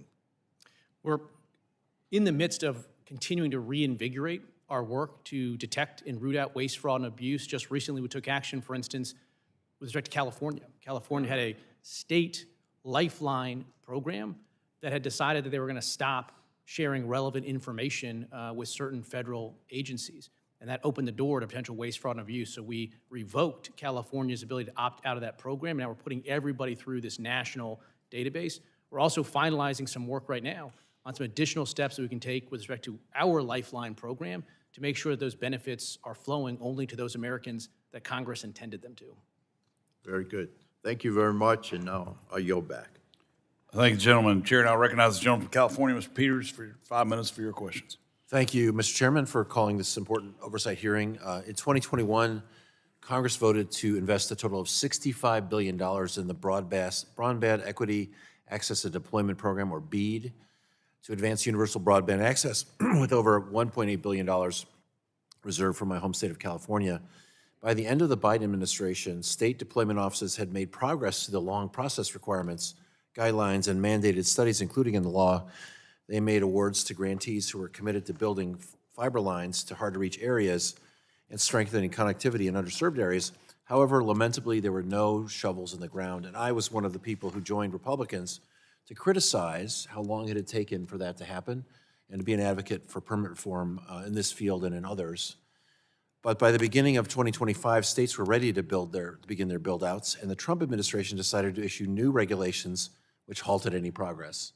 So we're back where we started. We're no better off, and progress is still stalled today as the administration holds the BEAD program's funding hostage. The Federal Communications Commission is guided by the principle that all Americans should have access to communication services. The Trump administration's pause on BEAD funding broadband build-out for over a year goes directly against this principle. It continues the very things I joined Republicans to be critical of under the Biden administration. Commissioner Gomez, how do delays in broadband deployment affect the FCC's abilities to meet its goal of making affordable connectivity accessible to all Americans? And how can we ensure that people have the skills to take advantage of broadband once it's deployed? Thank you for that question. We want to get broadband to every community, everywhere, as soon as possible, because we really risk leaving people further and further behind. And I'm afraid that we'll go from having a digital divide to a digital chasm if we don't do that. But I'm glad that you raise the totality of what Congress did with the Broadband Equity and Access Program, because one thing we cannot ignore is that we need affordability and we need people to have the digital skills in order to take advantage of the broadband that will give them access to this digital economy. And I'm afraid that this administration has completely lost its focus on that. And that is why I say I'm afraid that if we don't ensure that these networks are sustainable, but making sure that everyone can use them and afford them, we are going to be building bridges to nowhere. Right. Well, I share that concern, and thank you. And I think it's critical we invest in, continue to improve programs like the Universal Service Fund to support affordable rates in underserved areas and rural access to hard-to-reach areas. And again, when I first came to Congress, we were all talking about rural broadband and how important that was. I think the pandemic showed us that the digital divide exists even in wealthy neighborhoods like the ones that I serve, and I think we should get at it. Along the lines of permit reform, last year I joined with my colleagues, Representatives Joyce and Landman, to introduce the Bipartisan Broadband and Telecommunications Rail Act. We've heard that when broadband companies try to build out communications infrastructure across railroad crossings, the cost and approval times skyrocket. To streamline the deployment process between broadband providers and railroad carriers, the bill would implement firm timelines, conflict resolution processes, and fee scales to help the FCC move faster in support of the public interest. It would outline the responsibility of each party and give the FCC authority where it previously had none. Commissioner Gomez, how would granting the FCC authority over this process speed up access to fast, reliable, and affordable connectivity? And are there other areas in broadband deployment that the FCC does not currently but should have jurisdiction? Thank you for that question. And I am very supportive of streamlining approvals, and particularly of your bill's focus on making sure that the costs that are being recovered are actually the costs of providing those approvals, and that I think is very important. So I think it's very helpful when Congress gives us instructions on what it is that we're supposed to do, particularly in the area where we are in fact acting to either preempt local regulations or tell others what we think that they should be doing. So I look forward to working with you in the future on this. Great. Maybe, Commissioner Trustee, any other areas in broadband deployment where the FCC needs jurisdiction, we need to give you jurisdiction? Well, thank you for the question, and thank you for your work on this bipartisan legislation. The Commission is working on a number of fronts to remove regulatory barriers that impede the deployment of broadband, whether it's pole attachments, environmental or historic reviews, and expanding access to rights-of-way. I think all of these things will help us accelerate access to connectivity. Keep us posted on that. I'm out of time, and I yield back. Thank you. Thank the gentleman. Chair now recognizes Representative from Georgia, Representative Carter, for 5 minutes for your questions. Thank you, Mr. Chairman, and thank all of you for being here. Chairman Carr, there's been a lot of ink here recently in the past few months or so regarding the streaming market and competition, and there's been a lot of confusion about regulatory jurisdiction in this space. So you care to give us a view on the current landscape? Well, streaming is something that we stay apprised of at the FCC. It's adjacent to markets that we directly regulate, and it's intertwined. And I think there has been concern increasingly expressed recently about consolidation in the streaming market and potentially further consolidation in the streaming market. Now, that could potentially harm consumers.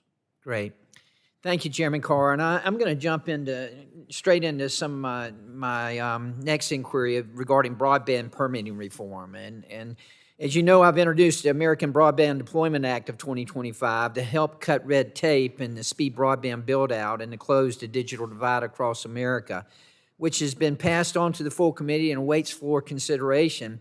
Chairman Carr, I appreciate your support for my legislation and your testimony, and I want to ask you, why is it important for Congress to pass my legislation codifying your reforms, and what kinds of steps is the FCC exploring to address state and local barriers to fixed and mobile broadband deployment? Well, thank you, Congressman, for your leadership on permitting reform. I had the chance to visit with you in Georgia and actually splice fiber at an active build, and as we saw there and in other places around the country, and we have to make sure that's a tough job, it's a difficult job, but we shouldn't have red tape standing in the way. And I continue to think one of the most important things that can happen is to pass that package of permitting reform bills to make sure that we keep turning dirt. I want to highlight another permitting national security issue regarding undersea cables. This is something that I've taken an interest in because it's critical broadband infrastructure that carries over 95% of international data traffic. I've got a bill that's called the Undersea Cables Protection Act, which will eliminate the need for redundant 5-year special use permits in national marine sanctuaries to streamline duplicate permitting that is significantly slowing down the deployment of cables. Chairman Carr, can you explain why slow-rolling subsea cable infrastructure is a threat to national security? Well, thank you, Congressman, for working on this. Most consumers probably don't realize it, but to your view, over 95% of all internet traffic ultimately travels over undersea cable. So we're working at the FCC right now to incentivize secure investment, new undersea cables, cybersecurity requirements for some of the technology that is in there. I think your legislation would go a long way to promoting greater secure build-out of that critical infrastructure. And a lot of this information is in the financial markets as well, isn't it? That's right. Commissioner Trusty, I want to ask you, the Commission recently issued a notice of proposed rulemaking on subsea cables that also addressed the importance of speeding the deployment of cables. Can you talk a little bit about how the FCC plans to expedite the permitting and licensing process generally, and why facilitating the deployment of cables is so important?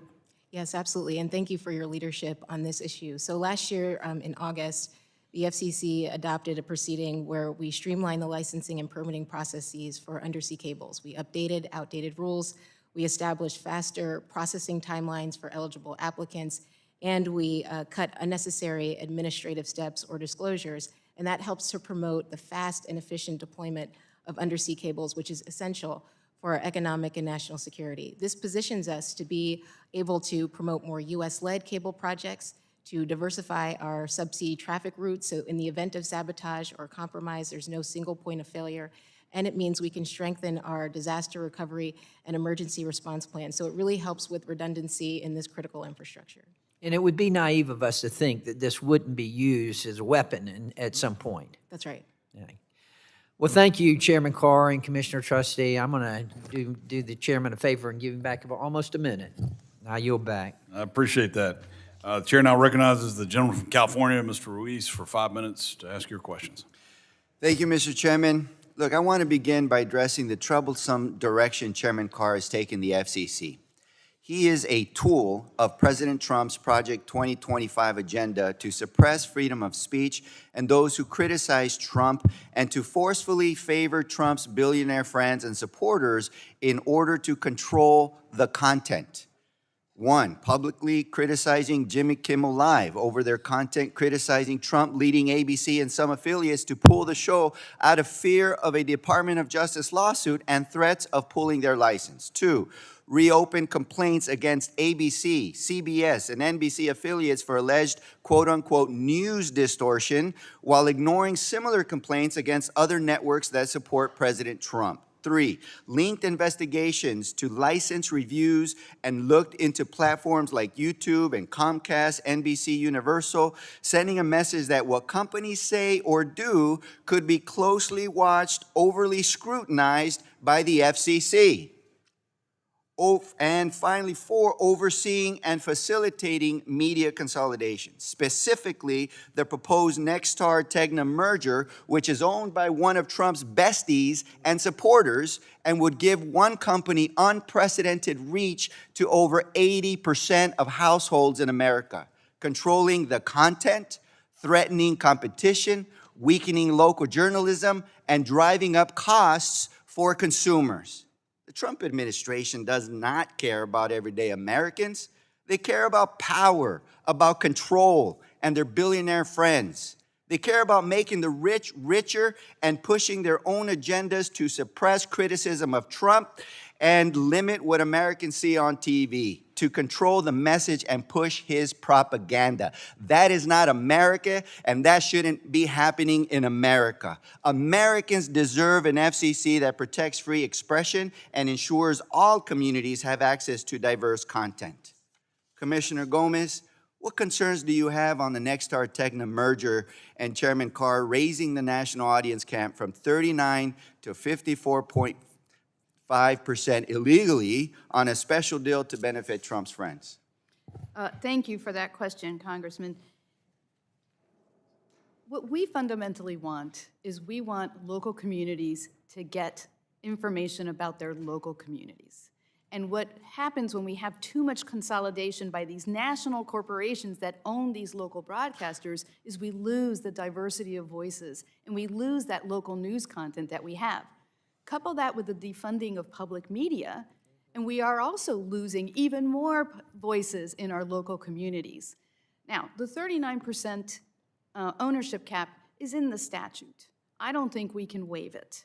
I think it would take an act of Congress in order to allow us to be able to grant a transaction of this size because of the fact that not only is the 39% cap in the statute, it's also, we were forbidden from forbearing from that cap. Thank you. Thank you. The Trump administration has failed to ease the financial burden on everyday Americans. Their actions have raised costs. Specifically, they have posed several federal initiatives, including the Broadband Equity Access and Deployment Program, state broadband price regulation, and the Universal Service Fund, all of which would raise costs. One of these programs, the USF, is crucial for ensuring that communities in the Coachella, San Jacinto, and Imperial Valleys have access to reliable and affordable broadband and telephone services. Through programs like Lifeline, USF provides direct discounts to low-income households, helping students, agricultural workers, and families stay connected while also supporting broadband deployment in rural and underserved areas where service would otherwise be too costly. USF alone helps expand essential services and promotes more affordable and competitive broadband options for residents. Commissioner Trusty, in your confirmation, you highlighted your commitment to, quote, considering adjustments to USF programs to better target resources to underserved communities. Do you still maintain that commitment? Yes, I do. Thank you.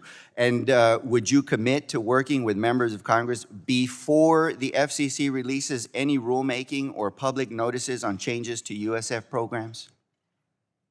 I'm always happy to work with Congress. Will you commit to work before any changes are made?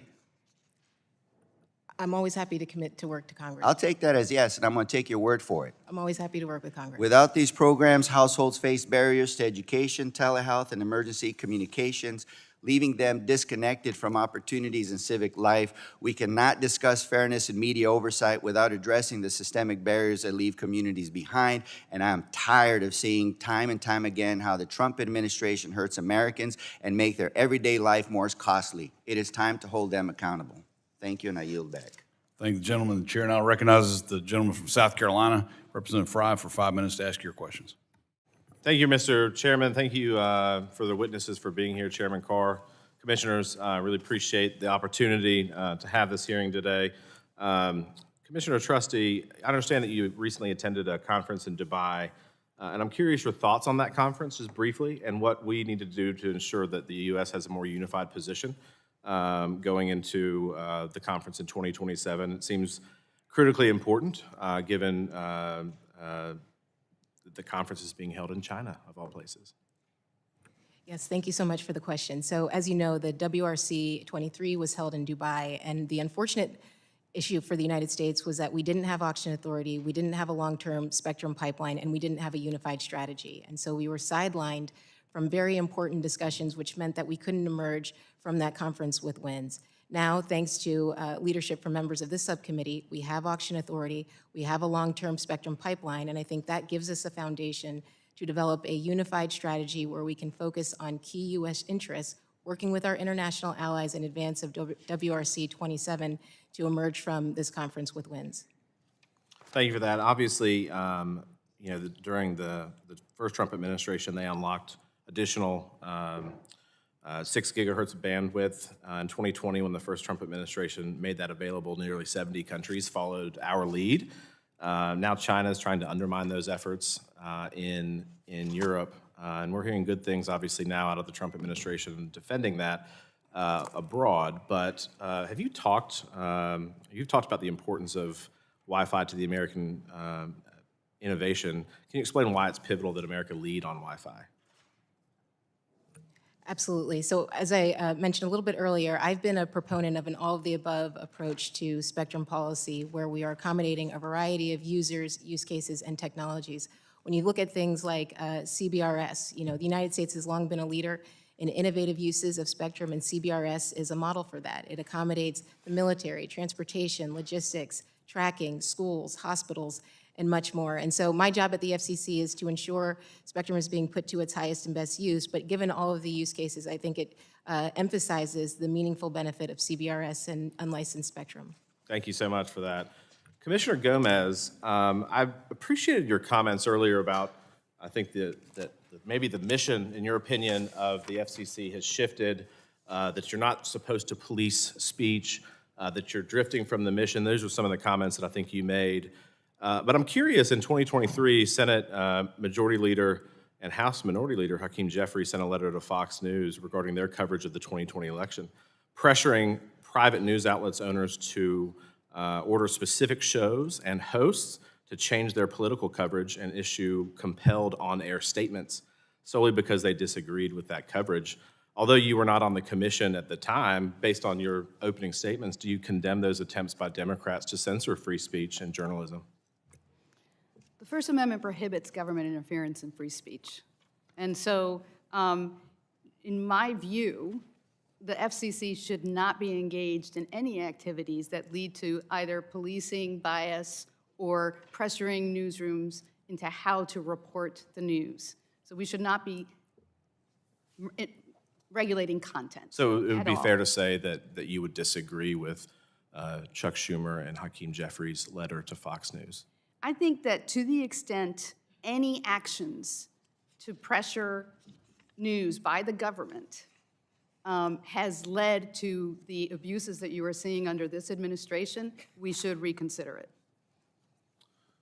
Thank you for that. I'm glad to hear you that you disagree with that. Would you also, in 2023, progressive activists petitioned the FCC to deny the renewal of a WTXF TV's broadcast license, Fox 29 out of Philadelphia, arguing that Fox News 2020 election coverage rendered the licensee unfit for the public interest and character standards. The FCC issued a public notice, treated the matter as a permit but disclosed proceeding, and formally invited public comment on whether Fox 29 license should be renewed. It was only after the 2024 election that the commission dismissed the petition and renewed that license. Commissioner Gomez, during that period when the petition was pending and the FCC was actively taking comments on whether Fox 29's license should be renewed based on coverage, did you issue any public statement condemning the use of the public interest and character standards to attack the station's license over election-related speech? I'm so glad you raised the issue of the Fox petition to deny by an outside party, because it gives me the opportunity to talk to you about what is different today. That was a petition to deny a license renewal, and it was treated like other petitions to renew licenses. In this case, what we are seeing is the FCC using complaints by a partisan group in order to police content and in order to harass and in order to affect how these stations are actually giving us the news. And that is light years different. What you didn't see under the last administration was the last administration investigating news outlets for the content of their broadcasts. You didn't see them using the public comment cycle in order to ask them, did a station violate any FCC rules? That is not what we do. No, they just did that directly. Gentleman's time has They just did that expired. directly from the Gentleman's White time has House. expired. To say that they did not engage in The censorship. gentleman's time is has ridiculous. expired. I gave a lot of extra time for the witness to answer, but we will now Recognize the representative from Michigan, Representative Dingle, for 5 minutes for her questions. Thank you, Mr. Chair, and thank you to the commissioners for being here today. This committee has a very serious responsibility to conduct oversight of the FCC. And while we made a lot of progress under the last administration, I'm deeply concerned that under this administration, that the FCC is moving in the wrong direction. I'm going to associate myself with the previous comments by my Democratic colleagues and move to some areas that I'm very deeply concerned about that are impacting people's lives. As vehicles become increasingly connected and reliant on wireless communications, we have a responsibility to ensure these technologies are not weaponized to harm people, especially survivors of domestic violence. Survivors have reported that their abusers have used connected vehicle services to track their movements, stalk them in real time, or remotely disable their vehicles. Yet, today, there is no clear, consistent, or confidential process for survivors to cut off an abuser's access to their vehicle services. 2024, I sent a letter to the FCC urging it to take proactive steps to address the threat of domestic abusers exploiting connectivity tools and vehicles to harass and intimidate their partners. While I worked with the FCC on this issue, the lack of a clear survivor-centered process is why I introduced the Bipartisan Safe Vehicle Access for Survivors Act with Congressman Dan Crenshaw. The bill is designed to create a secure pathway for survivors to disable connected vehicle access tied to wireless-enabled vehicle technologies, while providing clarity for automakers and service providers. Commissioner Gomez, from the FCC's perspective, how serious is the risk that these wireless-enabled vehicle technologies can be misused to facilitate stalking, coercive control, or other forms of abuse? Thank you so much for that question, and thank you for your leadership on this issue. It is so important to be able to protect survivors of domestic abuse. As you know, we took action in the previous administration to require companies to sever the cell phone accounts of victims of domestic abuse, and also to not allow information in the abuser's bill to be given about the victims. And that is so important for their safety. So what you are doing is you are promoting now that we do this with vehicles. We sought comment on that issue, but I would welcome working with you and some guidance from Okay, I'm going to ask you a brief question because I want to get to another issue. But given the FCC's jurisdiction over wireless services, does the FCC currently have the authority to address these harms? Are there limits to your authority without congressional action? Thank you for that question. I do believe we have authority to address them. It's always helpful when it's outlined in the statute directly. I would encourage the FCC to please act, and we'll come back with congressional and try to get that done too. Chairman Carr, I want to talk about serious broadband build-out failures affecting people not only in my district but across the country. Bridgewater Township is in my district, but like so many places across the country, they were promised broadband service through the FCC's Rural Digital Opportunity Fund, also known as RDOF. We are now in they were promised, by the way, my community was promised service by the end of 2024, and we're now in 2026, and this particular community only has 32% that have been given that access. Let me be clear. This isn't just a failure by one company, which I've written, but it's a failure of FCC oversight. The FCC is responsible for ensuring that taxpayers' dollars is dedicated to broadband build-out, and the money that's there is used as it intended, and that the communities actually receive the broadband service they were promised. Instead, communities across the country are being left behind without reliable internet for school, work, or health care. Chairman Carr, what concrete enforcement actions is the FCC taking to hold those vendors that are being given contracts for its RDOF obligations? How are you making sure that communities like mine are not punished for losing access to other federal broadband build-out programs because of companies' false promises? and FCC enforcement in action? Thank you, Congressman, for the question and your advocacy on this. It's very important that the FCC take enforcement action in those types of cases, and I can assure you that we have a number of enforcement matters going. If you made a promise to a community to deliver, then the FCC needs to hold you accountable to that. We've also been working to make sure that NTI and Commerce, as these BEAD dollars come online, if there's opportunities to pick up communities through that, we should collaborate on that. But my goal is the same as yours, is people should get the broadband that they were promised. Well, I hope the Generally, his FCC. time's expired. I know, but I know you'll look at Bridgewater now, but let's look at all those communities. You're 2 years behind. Thank you. Thank you. For what purpose, the gentleman of South Carolina seek recognition? I have a unanimous consent request. You state the request. See, to add an article into the record titled "Democrats Want Feds to Block Miami Latinos from Hearing Conservative Radio." Without objection, so ordered. The chair now recognizes the gentleman from Virginia, Mr. Griffith, for 5 minutes to ask your questions. Thank you very much, Mr. Chairman, and I apologize to our witnesses today that I had a markup in another committee that I had to be at, so I've got an update on what's going on. Chairman Carr, I represent a lot of small jails that are concerned with the costs of operating a phone system for the inmates, which is a tough balance.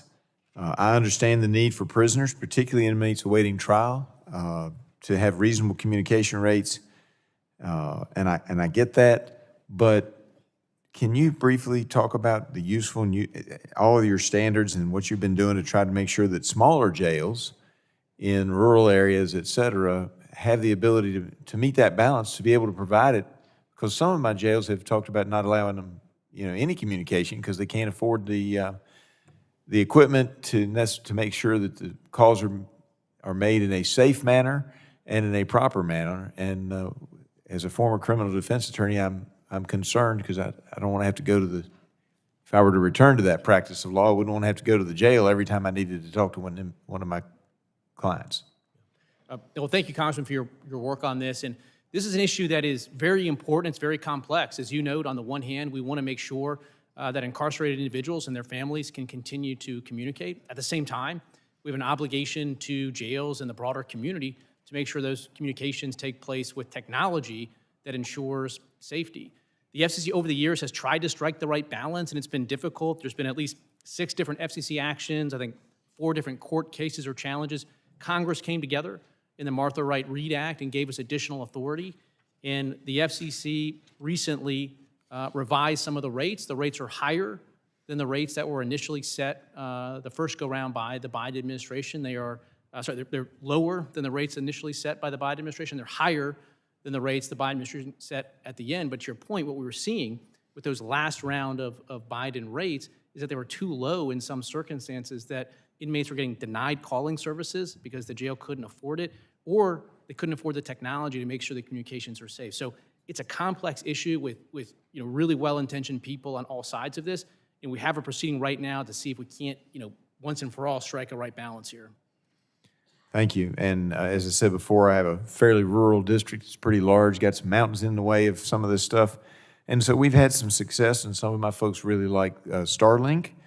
But we need competition competition is always good for bringing down prices. What is the FCC doing to try to promote additional providers in that space? And what are your goals on reforming the satellite licensing and so-called Earthlink connections? Yeah, thank you, Congressman. One thing that we're doing is taking a technology-neutral approach. There's many, many portions of this country where a high-speed fiber connection makes sense, but we have to be open-minded where cost per location exceeds a certain point, in which case you need to then look at other technologies like fixed wireless, like LEO systems, and that's what we're doing. We're making sure people can compete on a level playing field. And I appreciate that, because there are some areas of my district where there's 1 house, 2 houses, maybe 3 houses up a holler, and it would cost us a minimum of $100,000, maybe as much as $200,000 just to get fiber to those couple of houses, and there's no way you'd ever recoup the costs. So I appreciate that. I appreciate also that the Commission has opened a docket to tighten foreign ownership standards for FCC licenses. Could you explain the difficulty in sorting out increasingly complex ownership structures sometimes used by licensees? Yeah, we have rules and regulations on the books to try to make sure that we can process that. We obviously want investment in this country, but we need to make sure that there are security checks in place. And we've been taking a number of actions, again, to try to strike that right balance. I appreciate that. I will tell you, my team thought we ought to have a little bit of fun, so I was requested to ask, and I have some questions we have to put for the record, but you don't have enough time to answer them with what I have left. But I was requested to ask, which one was your favorite in eliminating FCC regulations? Did you prefer or have more fun eliminating regulations on phone booths or telegraph lines? It's funny, I was gonna, before you said it, I was gonna say telegraph. Yeah, we had so much dead wood in our regulations that there were still rules that tied back to telegraph service, and I think that was a good one to get rid of. Yeah, I agree. And that's why sometimes you have to take a look at everything and eliminate those things that are no longer appropriate. I yield back, Mr. Chairman. Thank you. Excuse me, Madam Chairman. The chair now recognizes Ms. Berrigan for her 5 minutes of questions. Thank you. Commissioner Gomez, I'd like to start with you and follow up to that last interaction. The chairman said that families should be able to communicate with their families when they're in prison. Wasn't there an effort to raise cost or the caps for prisoners to be able to make calls to their families to make it, which could lead to them costing more, making it more expensive to communicate with family? Yes, Congress in the Martha Wright Reed Act directed the FCC to lower the cost of the IPCS, which is the prison services payphone and video calls, to make sure that they were just and reasonable and that they fairly compensated these providers. This administration, and the last administration did that, we substantially reduced the cost of the calls. We had 3 mandatory data collections to get the correct data so that we could determine whether the rates were just and reasonable. This administration reversed what we did and said, well, we don't have enough data, so we're going to give the payphone providers everything they want. And the problem with that is what the payphone providers are doing is they are providing to these prisons and jails services that are not related to the cost of making those calls. We're forcing families of incarcerated people to pay to provide search warrant processing, to transcribe, convert into digital format, to support litigation and investigations, to aid in investigations, and to provide for skilled investigators. That has nothing to do with the making of these calls, but this administration decided that they would provide that because we don't have enough data after 3 mandatory data collections. So we are forcing families to pay for these big costs because the providers are monopoly providers that provide these services for free to these prisons and to these jails on the backs of these families. So these families are paying more to communicate with their Yes, they are. The costs have gone up. their family members. Thank you. Commissioner Carr, you have said that you think the agency should focus on information that consumers want and need. Is that accurate? Yes. And you have also said they should have information so they can make an informed decision. Is that accurate? Yes, that's right. Okay. I want to show you one of these. You know what this you know what this is, I'm sure, right? A nutrition label, the broadband label. Okay, one of the pieces of this label is an early termination fee on whether there is one or not. Do you see? It's down here. I don't know if you could see it from where you're at, but certainly you must be familiar with that, correct? Yes. Okay. Do you believe that consumers should know if there's going to be an early termination fee on a plan that they're signing up for? What we're focused on is making sure that consumers have clear, concise. Do you think that a consumer should know that there's going to be a cancellation fee? It's very simple. This is an issue that we're looking at right now. What we want to reach is a point at which consumers have all of the information. You don't have an opinion on whether a consumer should know if there's going to be an early termination fee? That's shocking, Commissioner Carr. Let me tell you why. This company, too, has an early termination fee up to $750, depending on the device and the contract. So to have the chair of the committee of this agency not have an opinion on whether consumers should have informed With respect, information on a What I said is cancellation, the FCC you has an just active confirmed to proceeding me, underway I'm right now. not, there is no We've had question pending, questions sir. about this. There's no question pending. You just told me the consumer should have the information to make an informed decision. I can tell you in my congressional district, where people are working class and they're low income, they're going to want to know if there's an early termination fee. And they're certainly going to want to know if there's a $750 early termination fee. So Commissioner Gomez, I'm going to turn to you. Do you think consumers should be able to know if there is an early termination fee on their plan? Yes, I do. And isn't there a proposal now to eliminate that requirement that would read to consumers whether there's an early termination fee? Yes. What it would do is obfuscate the fees by pulling them all up into one category. Now, I believe that companies, carriers, should compete on price and quality, not on being able to hide information from their consumers. Okay, and I now want to turn to these same labels. There's companies that go out and they market to consumers in Spanish language, and then these customers come in and sign up for service. Should those consumers be able to get this information in their language that they were marketed in? Yes. The proposal that the FCC has just adopted would eliminate that requirement, even though the companies are marketing in another language. Great, thank you. I agree that I think consumers should know this. I would like to enter into the record this article, October 10th, 2022, from The Verge. It's titled, "Brendan Carr Wants to Let Internet Providers Charge Hidden Fees Again." Thank you. I yield back. So ordered. All right, the chair recognizes Representative Kamek for her 5 minutes of questions. Thank you, Madam Chairwoman, and thank you to our witnesses. Commissioner Carr, great to see you again. You could hardly get a word in edgewise a minute ago, so would you like to take 30, 45 seconds or so to respond to the representative's accusations, we'll say?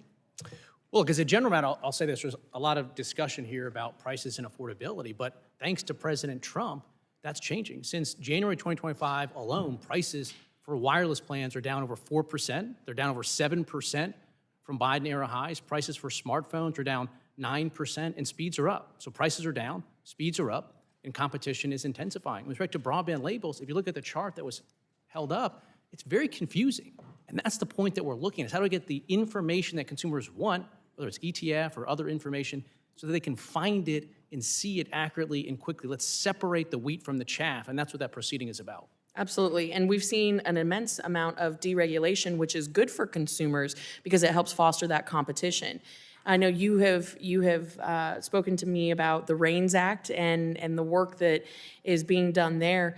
Talking about REINS Act being the largest regulatory reform effort in American history, what would the passage and adoption of that bill, which would require Congress to have an up or down vote on any major rule or regulation that has an industry impact of $100 million, what kind of impact would that have at your agency? I think it's important, again, as we just talked about, we did a sweep through all rules and regulations on the FCC's books. We've eliminated over 1,000 rules or regulations or teed them up for removal. We have over 2,000 inactive proceedings. Again, you think about one agency, the FCC, it's actually a relatively small agency, and you spread that out across the federal government. So some mechanism to make sure that needless regulations aren't getting on the books and staying on the books would really help unlock further economic growth for the country. And I just want to repeat that again for folks watching back home. You guys took over 1,000 regulations off the books, and prices are coming down. It's almost like the smaller government gets, the better it gets for people across America, right? Right. Okay, I love that. Well, another issue that you and I have talked about, and I know everyone can really understand, is the issue of robocalls and scam texts. I must get I half a dozen or a dozen a day, and it makes you want to throw your phone across the room. Talk to me about the work that the agency is doing to stop the scam texts and the fraud that's taking place there, and what authorities or additional authorities your agency would need in order for us to crack down on these robocalls and these scam texts. This is an issue that across the Trump administration and really every administration we've had, there's been a lot of work to crack down on illegal robocalls. Right now, we're coordinating across the federal level, whether it's the FCC, FTC, we're working with state attorney generals as well. And again, we are tackling this issue at every single portion of the life cycle of the call. We're looking at things like know your customer. So if you're going to onboard a business to allow them to place calls to U.S. subscribers, we're pushing to make sure those telephone companies know much more about those businesses, both so that they're legit, and if there's an issue, we can then track it back. So I think Congress could potentially legislate more on the KYC Know Your Customer rules to strengthen those even further. But there's some room for the FCC to push, and we're going to do that. Well, and I know so many of these robocalls and some of these scam texts originate from overseas. We've really graduated from the Nigerian prince who just needs $5,000 and then he'll, make you a millionaire. We've really graduated the scams, right? Talk to me about your coordination efforts with your counterparts overseas and what we need to do here in Congress to strengthen that. Well, one idea that we are pursuing at the FCC is the idea that if you get a call on your phone from abroad, it shouldn't necessarily, in my view, display a US-based area code, because that could mislead someone to think that this is a call originating in the US. So if you're a company and you want to have a call center overseas, at least be truthful and honest with your customers. So we're looking at that. We're looking at potentially doing standards for call centers to make sure that foreign call centers are compliant with our customer service regulations. And so there's a lot of efforts we're taking on that front. I love it. So again, for folks watching back home, the Trump administration under your leadership is tackling robocalls and scam texts. That's something every American can get behind. I love that. So I want to, in my last 30 seconds, talk about the letter that Chairman Hudson sent talking about broadcast ownership caps. Now, there's some debate about whether or not the FCC has the authority to do this on their own or not, and I'd like to get your thoughts in the final 20 seconds that I have on the clock. Well, on the authority, this question has been brought up to the D.C. Circuit already, and the D.C. Circuit said that 39% is the starting point for the FCC's analysis. So I don't think the legal authority issues are that compelling, but we're still looking at it to see if the FCC wants to change its position on that. And again, I think we're still open-minded, but again, we're cognizant of this idea that you've got licensed local broadcasters, and I know I'm out of time, but I think as a Congress, it's important that we figure out, do we want investment in local news? Because right now, you've got Comcast and Disney that are programming almost 100% of the content that Americans are seeing. And how do we incentivize the local TV stations to continue to generate their own local news and information? Absolutely. We're not in the business of supporting monopolies, so I appreciate that. And with that, my time has expired. Thank you to all our witnesses for being with us. I yield. Thank you. The gentlelady yields. The chair recognizes Representative Landsman for his 5 minutes of questions. Thank you, Madam Chair, and thank you to the ranking member, FCC leadership for being here. I want to focus on three big things. The first has to do with corporate consolidation and costs. The second has to do with corruption and what tends to be, or oftentimes you find behind the consolidation of these companies. And the third is the overall issue of independence and the impact it has on the American people. When you all continue, or Mr. Carr, continue to approve the acquisitions of these big companies, which is the direction that I'm seeing the FCC take at the moment, we will see higher costs, right? I mean, when somebody controls the market, they increase costs on consumers, so cable costs go up, streaming fees, subscription fees, and the corruption piece is what obviously worries so many of us as we're seeing this play out. I'm going to just focus on David and Larry Ellison. David is the CEO now of Skydance Paramount, or Paramount Skydance, whatever it is. But Skydance was going after Paramount and CBS. In the midst of all of this, $16 million goes to Trump to settle this legal issue. $20 million goes to Trump for free ads. He gets all these editorial concessions. Larry, David's father, runs Oracle. Oracle is the OG of all of this. So in Trump's first term, Larry and David give a ton of money to Trump. And Larry gets a no-bid contract at the VA with Oracle. It's been an absolute disaster. And we have been trying to figure out how to fix it, spending tens of billions of dollars to try to deal with Oracle having been the wrong vendor. So the question I have, as you're the sort of traffic cop trying to figure this out and make sure that there isn't corruption, as you're looking at the deal now with David trying to go after Warner Brothers, how much, and this is just David and Larry Ellison, how much have David and Larry Ellison given to the Trump coin, Mr. Carr? I don't know the answer to that. Okay. How much money have they given to Trump businesses? Just Larry and David Ellison. I'm not sure why I would know that information. Last one, Mega, the MAGA Inc., the big, super PAC. Do you know how much money they've given? No, sir. So the reason you should know, and the reason the American people should know, is because ultimately you're going to weigh in on these acquisitions, and there's going to be questions about whether or not there's corruption behind these corporate mergers. So it's really important for us to know how much these people are giving to the president. On the issue of independence, the concern is, and Ms. Gomez, just very briefly, what is the impact to the American people when we don't have an independent FCC? Just how does it hurt them? It's important to have an independent FCC because we are an expert-driven body that is supposed to make decisions based on our technical expertise, and also to have the respect, both domestically and internationally, of those that we regulate and are those with whom we work. When we lose that, people will second-guess everything we do because they will just assume we are controlled by the whims of one person. So to that point about the being controlled by the whims of one person, Mr. Carr, and this is where, you're probably going to hate this question, but it's a genuine question that we're all struggling with, is when we see the administration folks go out and do some of the stuff on behalf of the president, do you do it? Do you go after the media folks to keep Trump happy because that's what's key to keeping your job, or are you genuinely going to punish them for criticizing Trump?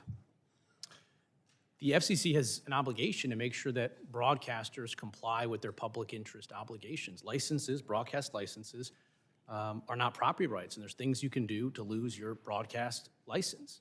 Broadcasters are fundamentally different than any other forms of distribution, whether it's cable or podcast. Yeah, or soap I'm going to operas. reclaim my time. I think it's probably a little bit of both, but either way, it is scaring Americans, and it's hugely problematic in terms of the future work of the FCC.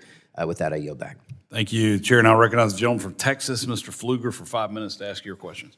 Thank you, Mr. Chairman. Appreciate the work that y'all are doing. It's very important, obviously, time in our country. Chairman Carr, thank you for your leadership. In 2021, you proposed a multi-year spectrum calendar that auctions specific megahertz across several bands. I asked your predecessor about issuing a spectrum calendar, but she declined, stating that the commission cannot produce one because Spectrum Auction Authority had lapsed. Thankfully, as has been discussed already today, we were able, in the Working Families Tax Cut Act, to allow the FCC to auction off 800 megahertz of spectrum for commercial broadband use by 2034. So very excited about that. And I would ask you that now that the commission is in full swing and the auction authority has been restored, give us an idea of what that long-term spectrum calendar looks like and other items that you're pursuing along those lines. Thank you, Congressman, for the question. As you noted, we now have a concrete 800 megahertz spectrum pipeline, and the FCC's work is well underway. We're going to hold the first auction in a number of years. In the first half of this year, AWS-3 spectrum. The next up, we're finalizing rules for the upper C-band, which will clear at least 100 megahertz. We've sought comment on clearing up to 180 megahertz. There's also active work underway on the 7 gigahertz band, on the 2.7 gigahertz band, and even on license. Again, this month alone, we're voting to supercharge Wi-Fi by allowing higher power devices. And in addition to all of that, we are clearing the barriers in the secondary market, so spectrum that wasn't fully loaded, that could have been sitting fallow, is moving into the hands of carriers that are loading it and lighting it up and increasing speed. So again, we're seeing increase of speeds, decrease of prices, and enhanced competition. That's great to hear, Commissioner Trusty. What does that mean for national security needs? Have we not passed that and not been able to get those 800 megahertz out? I mean, what does this do for our competition with China and national security issues? Sure. Well, it means that we're left behind. Now that we have auction authority and a long-term spectrum pipeline, we can meet the growing demands of wireless services, public safety, national security, and emerging technologies, and we can fully participate in the WRC 27, which is absolutely critical to promoting American values, our economic competitiveness, and national security by having a foundation to develop a unified strategy and so on. So I really appreciate the leadership of the subcommittee. You read my mind on the next question, which was WRC 27 and the steps that we're taking to support the U.S. position and be prepared for that and show some leadership. I'll give both of you guys a chance to answer on that. Sure. So I think this is really important, and I think the focus should be on aligning public and private sector interests. We also should be engaged in pre-WRC coordination with our international allies so that we can harmonize our preferred standards and technologies. And I think we need to work with Congress to ensure that we have the resources to support our technical and diplomatic representation needs. As you know, the WRC 27 is in Shanghai, China, which creates some unique security challenges for us. The State Department is taking the lead, working with the ITU and with Commission staff and NTIA to resolve those challenges. But again, we need to be fully engaged in this conference so that we can win when it comes to our economic and national security. That's fantastic. Chairman Carr, let me pivot just a little bit. I want to kind of talk about the public interest and the responsibility that you all have as commissioners to protect the public interest, and just give you some time to explain what that means to our country for the licenses that you hand out, especially broadcast licenses. Thank you, Congressman. So broadcasters are unique among all other distributors of information or even data. They have a license given them by the federal government. That necessarily means the government has excluded other voices that might have wanted to use those airwaves. And so they have an obligation to stand not just in their own shoes, but in the shoes of their entire community of license.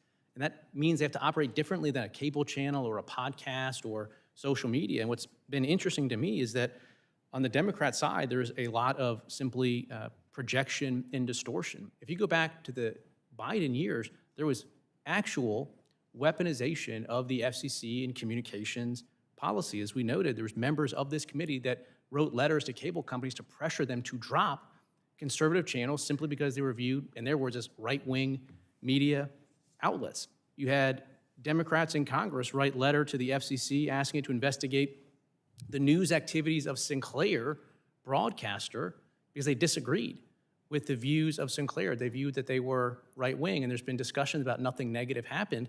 After that letter, there were 227 routine Sinclair licenses that came up for renewal or were pending during the Biden years, and all but one of those, so 226, were not renewed by the FCC. That was unprecedented. It had never happened before. So Democrats put pressure, and it engendered results. What we're doing is applying the public interest standard in an even-handed way, and for people that benefited from the weaponization during the Biden years, that may feel like discrimination, but it doesn't make it so. Gentleman's time's expired. Yield back. Chair now recognizes the gentlelady from Florida, Ms. Castor, for 5 minutes to ask your questions. Thank you, Mr. Chairman, and welcome to our FCC commissioners. The FCC plays a very important role to ensure communication services and Wi-Fi is affordable for American families and available.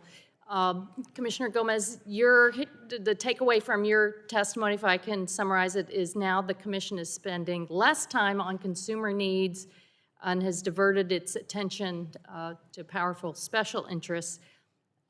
It does appear, and I share your concern, that the FCC has taken a tact that will make life more expensive for American families at a time when they are being crushed by the rising cost of living. And one example of this is what the FCC has done to make it harder and more expensive for students to access the Wi-Fi they need under E-rate that provides affordable Wi-Fi to students in K through 12, schools and to libraries and to families. This is so important to bridge the digital divide. I mean, all of us here, maybe you'd scoff at the availability of Wi-Fi because it's ubiquitous for folks who can afford it, but there are so many students and families that can't afford Wi-Fi right now. You oppose the ripping away of those E-rate dollars for certain students. Why? That is correct. We need to make sure that broadband is accessible to everyone, and part of that is ensuring that it is affordable. And there are a lot of families for whom it is not affordable to have broadband access. So we had the Affordable Connectivity Program, which was the most successful nationwide program to ensure affordability, but sadly we ran out of funds for that. So the next action that the FCC takes under this administration is to rip away the hotspots and the Wi-Fi on school buses for students, and the hotspots are also handed out by libraries And these are often the only means that people have to access the most important communications medium of the 21st century, and that is broadband. They need that in order to be digitally literate so they can participate in the artificial intelligence economy as well, and they need it in order to apply for jobs, in order for students to do their homework, in order for seniors to get their healthcare appointments. Everything is online. We need access for everyone. And rather than focus on lowering costs for Americans, it is very concerning that the FCC chair is using the regulatory power to stifle criticism of the president and change news coverage to please the president. Beyond heavy-handed, it's dangerous and wrong.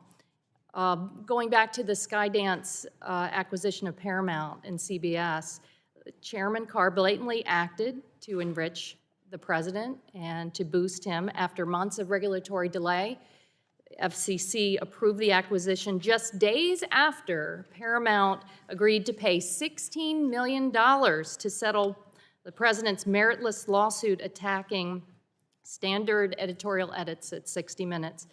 And then in exchange for obtaining FCC's approval of this deal, Trump was also offered $20 million in free advertising and a host of dangerous editorial concessions, including a promise to root out perceived bias, align its editorial practices to better suit the Trump administration's political agenda, and hire an ombudsman to police the news organization's editorial choices. This was a bribe by any other name. And Chairman Carr rubber stamped it. The consequences of these concessions were on full display last month when the new CBS News editor-in-chief pulled a 60 Minutes story on allegations of abuse at an El Salvadorian prison where President Trump has deported hundreds of Venezuelans without due process. Notably, President Trump had numerous conversations with David Ellison, now chairman and CEO of Paramount Skydance, and his father, Larry Ellison, executive chairman of Oracle, leading up to the merger's approval. But conveniently, none of these interactions were memorialized in the FCC's docket as required by law. Corruption out in the open does not mitigate its odious nature. And Mr. Chairman, the American taxpayers deserve so much better. I yield back my time. Thank you. The chair now recognizes the gentleman from Texas, Mr. Goldman, for 5 minutes to ask your questions. Thank you, Mr. Chairman. Thank you very much. Thank you to all the panelists for being here.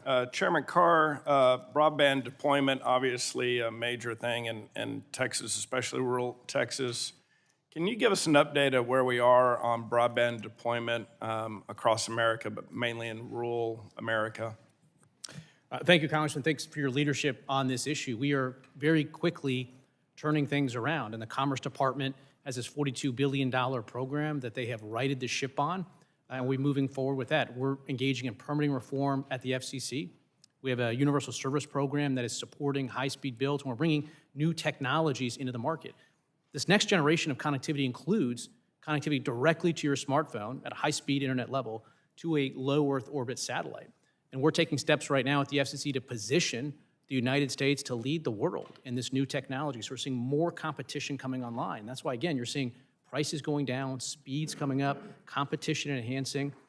There's no way we're raising the mission accomplished flag. We have to keep pushing harder until every single community has what they need for next generation connectivity. And so looking towards the future, what are we looking at? Months, years, to have better connectivity across America? What, in your mind, what does that look like? We're seeing it right now. We're seeing it this year with shovels going into the ground. We're seeing it with the secondary markets as we're encouraging spectrum to move so that it can be loaded up. And right now we have secondary market transactions that folks are turning on their new cell sites immediately. Just one provider last year took spectrum they gained access to that year alone and lit up 23,000 new cell sites, boosting speeds by 80%. So we're pushing on this from a new technology perspective, from a funding perspective, in coordinating with the other components of the federal government that also have funding. Okay, thank you. And I was going to ask before Representative Kambeck did about robocalls. Anything further to expand on what we can do to I mean, there are many constituents of mine that would love to eliminate robocalls. Is that even a possibility, or how can we do a better job of making sure that our constituents aren't bothered by robocalls? Yeah, robocalls are a significant technological challenge. Historically, it felt like at the FCC was a game of whack-a-mole. We'd find one technology, one type of scam, and we'd shut it down. Right now, what we're trying to do is get down lower and look at every single portion of the life cycle of a call and take action, including making it clear that if you're not doing your part as a carrier, you're going to get kicked out of the robocall mitigation database, which effectively makes them unable to deliver traffic. And we have a particular focus right now on foreign-originated robocalls as well. Great, thank you. I know you've heard from the Texas Farm Bureau in regards to your drone ban. Can you speak upon that, and is there a solution inside? Obviously, many Texas farmers and ranchers like their drones and like flying them. It's better for their operations. Can you speak about the ban, and is there a solution for the farmers and ranchers of Texas in using drones? At the end of last year, national security agencies came together and made a determination, a specific determination that foreign-produced drones presented an unacceptable threat to U.S. national security. And President Trump has been clear that we are going to reestablish American drone dominance. We've taken a couple steps. One, because of that national security determination, we added foreign-produced drones to our covered list, but that doesn't mean that consumers that have these drones today can't continue to use them. They can continue to use them today. In fact, if you have a model that was already authorized by the FCC, you can buy a new version of that same model device. The cover list only applies to new models that might seek authorization in the future. Subsequently, we've also taken some additional action from advice by the Pentagon and others, DHS, that drones that are on the UAS blue list are cleared to go through the process.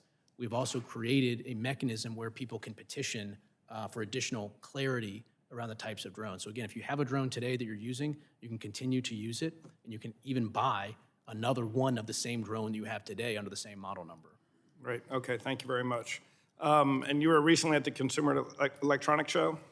Yes, what was the coolest or scariest thing you saw? Well, I think, one of the things I'm most excited about is AI continue to be embedded in new technology. And again, President Trump has made clear that the U.S. is going to lead the world on this. And we have a job as sort of the pipes and tubes people to make sure that we have those high-speed internet connections so that AI can flourish in this country. Great, thank you. Mr. Chairman, I yield the balance of my time. Thank you. Thank you. Chair now recognizes the gentleman from New Jersey, Mr. Menendez, for 5 minutes to ask your questions. Thank you, Chairman. In today's world, high-speed connectivity is no longer a luxury. It's essential to how Americans work, learn, access health services, and stay connected to their families and communities. Expanding affordable high-speed broadband access across the country is essential to ensuring that American families can thrive in the digital economy. Commissioner Gomez, just yes or no, is the FCC's role to ensure that every American, regardless of where they live or their background, has access to reliable high-speed communication services? Yes. Thank you. And is ensuring that Americans have affordable connectivity and access to digital equity programs critical to the FCC fulfilling that role? Yes. Thank you. Before President Trump appointed Chairman Carr head of the commission, the FCC made real strides in expanding broadband access. Since then, many of those critical efforts have been stopped or been rolled back.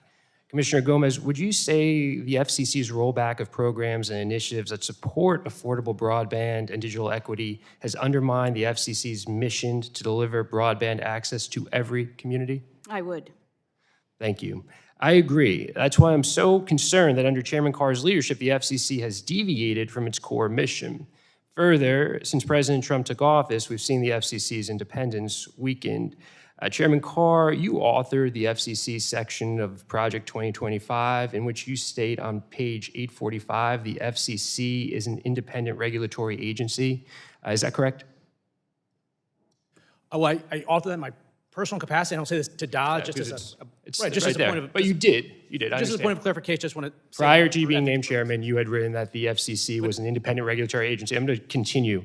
And Chairman Carr, just yes or no, did you testify before the Senate Commerce Committee on December 17th, 2025? Just yes or no?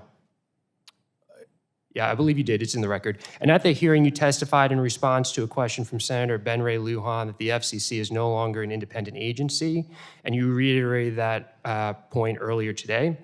Prior to the senator's question, the FCC website was clear that the commission is an independent agency, but shortly after your response, this language was removed from the website as displayed here. Chairman Carr, did you decide in the middle of the hearing to officially abandon the FCC's independence, or had that decision already been made by you and President Trump prior to the hearing? This is an important conversation. So the way Yeah, and my question is just on timing. So did you make that decision during the hearing or prior to the hearing? Because because the website said prior to the hearing that it was an independent agency. You made a comment during the hearing, and then someone changed the website to say, make no reference to it being an independent agency. So I just want the American people to know, had that decision already been made when you walked into the hearing, or did you make that decision at the hearing? I'm pleased that the FCC's website reflects my views. And what I'm saying That the FCC is not an independent agency. when you That's think about- correct, right? So your view was, entering the hearing, it was an independent agency. During the hearing, no longer an independent agency. So that's your view that it's not an independent That's not agency. correct. The independence is determined by a number of factors. It's multi-members, it's term of years, but the main key piece is, can a commissioner be removed by the president for no reason or any reason at all? And historically, the view had been that courts would read into the Communications Act for-cause removal protection that wasn't in the statute. Okay, so let's just Now go, the view is that courts so aren't let's just gonna talk do that. about the So formally independence, speaking, right? the FCC So is I not understand what you're trying to make a independent case for what agency. independence The has website historically reflects made. my view on But that. you I no think that's a longer good clearly thing. want to say that it's an independent agency and just be upfront about it, as you did in Project 2025, as you did on the website entering that hearing. So it's just a question of, were you misleading the American people because a decision had been made, or it was something that you had previously discussed with Trump? On the issue of independence, you talk about broadcasters' public interest standard, and we've listed a number of instances where the FCC has gone after broadcasters. Can you tell the committee what investigations or actions the FCC has taken for coverage of Democrats that the FCC has disagreed with? Because there's been a number of things for President Trump, but what have you done that the FCC has thought was in violation of the public interest standard as it relates to coverage of Democrats? The FCC right now has investigations into NPR, PBS, CBS. Regarding their coverage of NBC, Democrats? Regarding their coverage of radio Democrats. That's the stations. question. Not the number of investigations. Regarding the coverage of Democrats, are there specific investigations specifically to the coverage of Democrats? Because there's a number of for Republicans and Trump. What are you doing with respect to the coverage of Democrats that shows that it's fair, balanced, and you're not picking winners and losers? Just tell me what you're doing. We don't have investigations that are targeting Republicans or Democrats. We have investigations. No, but you've been that clear focus about on this. public I mean, you've been lauded by the president for going after people who disagree with the president's policies or who articulate positions that differ from the president's policies. I'm just wondering, Gentleman's to show that time's you're expired. balanced, what are you doing to show the American people that you continue to be an independent agency by going after agencies, broadcasters in a fair and balanced way? We know you're not, and that's why I'm glad that you're here, but we need to have more of these conversations. I yield. Gentleman's time has expired. If the chairman would like to respond, I'll give you a few seconds. I would say we have a range of different investigations that are underway right now. We're enforcing the public interest standard, and that's the work that we're doing. Thank you. The chair now recognizes the gentlelady from North Dakota, Representative Fedorchak, for 5 minutes to ask your questions. Thank you, Mr. Chairman. I at first want to step back and talk a little bit about the great work that's being done in combination with the president, your agency, and Congress. For the first time in 4 years, we're having spectrum auctions. That was completely ignored by the last administration at the peril of our country in very serious races against China on some of these technology fronts. Unleashing BEAD funding to help connect America to broadband. Deregulation, driving down costs, 1,000 regulations eliminated by your work alone. Modernizing satellite regulations, and protecting vital submarine cables. Those are just a few of the great things that are already being done, and it's only been a year. So thank you for your leadership. Thank you for delivering on many of the tools that Congress passed and gave you in the One Big Beautiful Bill. It's going to make a real difference to everyday Americans.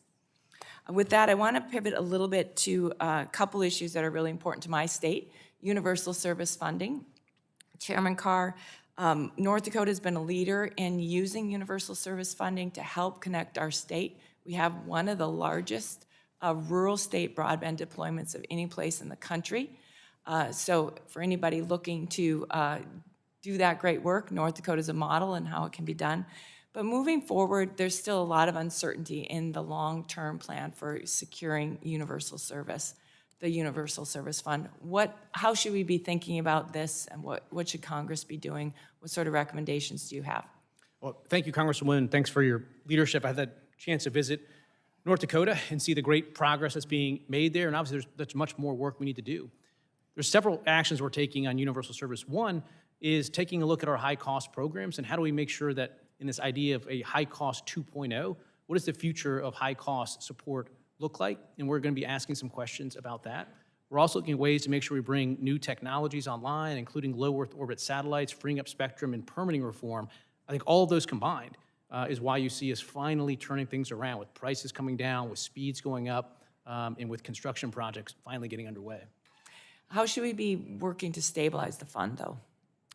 The bicameral working group that the House and the Senate is involved in, I think can play a really constructive role. We talked in the Senate hearing at the end of last year about the FCC collaborating with that group, and I think we're going to start that process potentially as soon as this month to make sure that we're coordinated there. And the timeline on that, how urgent is it to get some certainty here in this long-term funding pool? Yeah, when you look at the life cycle of investments, particularly for rural broadband, it's over many, many years. And so we need to be able to step in and provide that long-term sustainability for these programs. Okay, very good.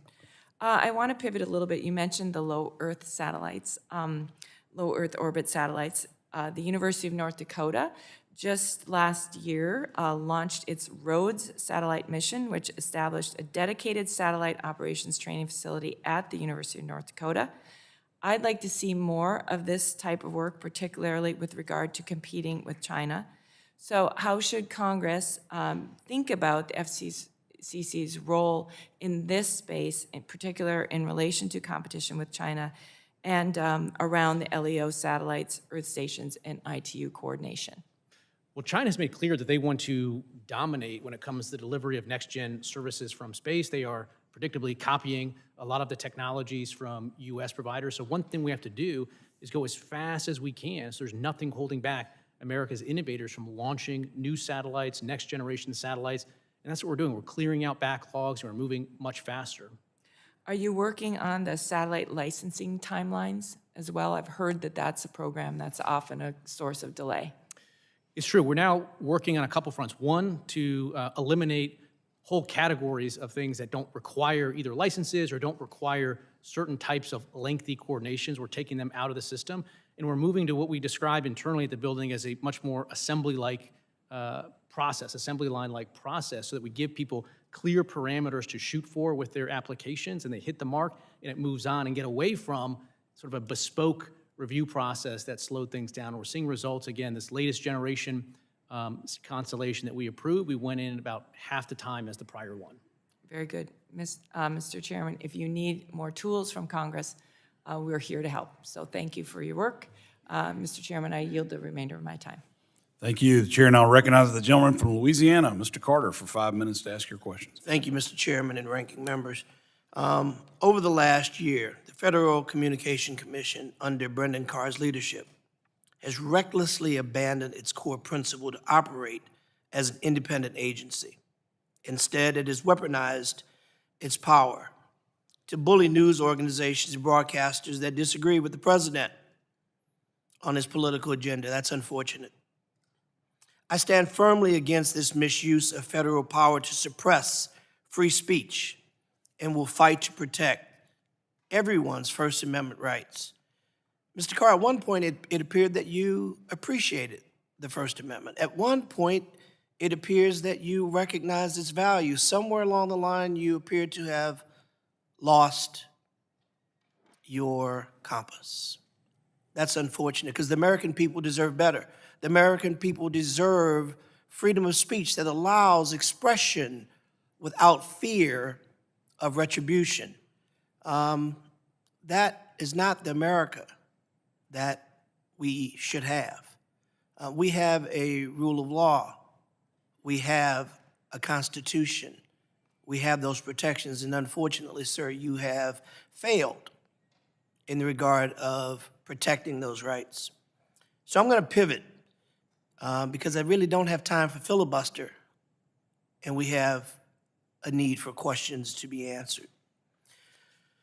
Commissioner, as the co-chair of the Wi-Fi caucus, I'm encouraged by the FCC's continued commitment to dedicating the 6 gigahertz band for unlicensed use, which is essential for Wi-Fi technologies. How critical is it for the FCC to ensure that sufficient spectrum remains available for unlicensed use to both support the continued growth and innovation of Wi-Fi technologies and to help U.S.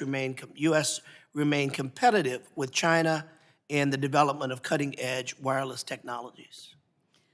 Thank you for that question. You know, unlicensed spectrum was an experiment decades ago when I still worked at the FCC.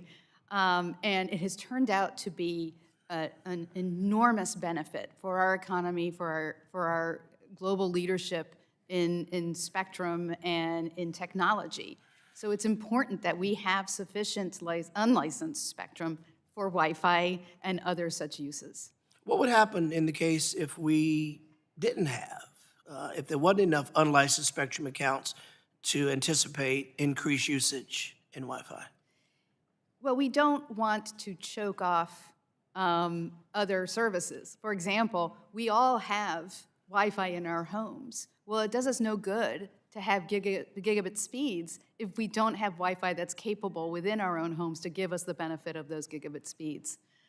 It's also just really important for innovation.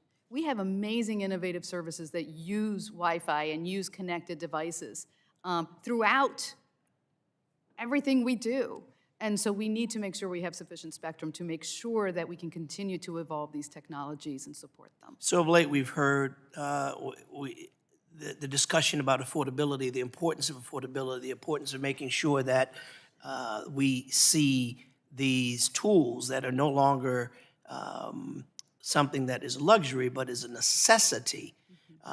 How does preserving, expanding access to unlicensed spectrum help advance affordability and digital opportunity for rural and underserved communities like that of my district? Yeah, Wi-Fi is a very important tool for giving access to everyone who needs access to broadband. Whether we get them through our library or we have students that are sitting in the parking lot of a McDonald's in order to access broadband, what Wi-Fi has enabled is this type of accessibility, and it's very important that we continue to support it. Under the Biden administration, Louisiana, I'm very proud to say, was number one. We were ready. We were ready for shovels in the ground with the BEAD program. Under the Trump administration, there was a drastic halt. And as a result of that halt, although it was said that it was intended that it was going to make things better, faster, we had taken too long, quote unquote, but Louisiana was first, was ready. Our Republican governor hailed this as one of the most monumental infrastructure advances in Louisiana. Yet now we hear that from my colleagues, I think Mr. Latta said a little while ago that thankfully we were able to stop this because things weren't moving fast enough. Well, in fact, we were moving fast enough, and we had done all of the legwork through a Democratic governor and a Republican governor, only to be halted by this administration, which leaves us now with a far less superior product that's going to ultimately cost more money, and the people will get less service and an inferior product. Real briefly. Gentleman's time's expired. I'll allow the witness Let to her answer. Thank you, sir. I'll follow it. Oh, am I allowed to answer? Yes, I'm sorry. yes, Take a few seconds. Very quickly. Yes, we are over a year since this, or about a year since this administration took over and complained about the amount of time that it took to deploy under the last administration, and yet they've now effectively added yet another year. So I am concerned that this administration has a race to the bottom in terms of what technology it's going to use to provide broadband service, and I'm hopeful that the end outcome is that everyone gets the broadband they need to participate in the artificial intelligence economy. And Mr. Chairman, I'm going to submit for the record and ask that you have an opportunity to answer, because obviously Next Gen 911 is a huge issue, making sure that we're providing opportunities for law enforcement to actually be able to access the greatest technologies that we have when, in fact, today, they can't. I agree with you. That's why I let you go a little extra, but thank you. The Chair now recognizes the gentlelady from Indiana, Ms. Houchin, for 5 minutes to ask her question. Thank you, Mr. Chairman. Thank you to the ranking member for holding today's hearing and for the witnesses for being here. The Federal Communications Commission plays an integral role in closing the digital divide, promoting competition, and ensuring Americans can access reliable communication services that are essential for work, education, healthcare, and public safety. I'm especially glad to welcome Chairman Carr and Commissioners Trusty and Gomez from the FCC here today. I also want to just commend the Trump administration for finding $21 billion in savings under the BEAD program, which I know was under Secretary Lutnick, but I do hope that that $21 billion in savings on the BEAD program will be put toward deployment in a technology-neutral way, and that it might go even to updating our national broadband map, which is what I want to focus some of my comments on today. One of the most, I think, underappreciated tools the FCC manages is the broadband map. We relied on it when I was a state legislator as we were trying to roll out a broadband grant program that would avoid overbuilding in areas that already had access. It's a map that is increasingly relied upon, not just by the FCC, but by other federal agencies, state broadband offices, and communities across the country. It really shapes where taxpayer dollars go, how programs are designed, and again, preventing overbuilding and making sure that we're actually reaching unserved Americans. But the map is inaccurate, and if it's inaccurate, then everything down from it is at risk. In April of 2025, the GAO warned that federal agencies are directing tens of billions of dollars in broadband funding based on the map, despite concerns about the accuracy of the data. The report issued 6 recommendations for the FCC related to broadband mapping and improving interagency coordination.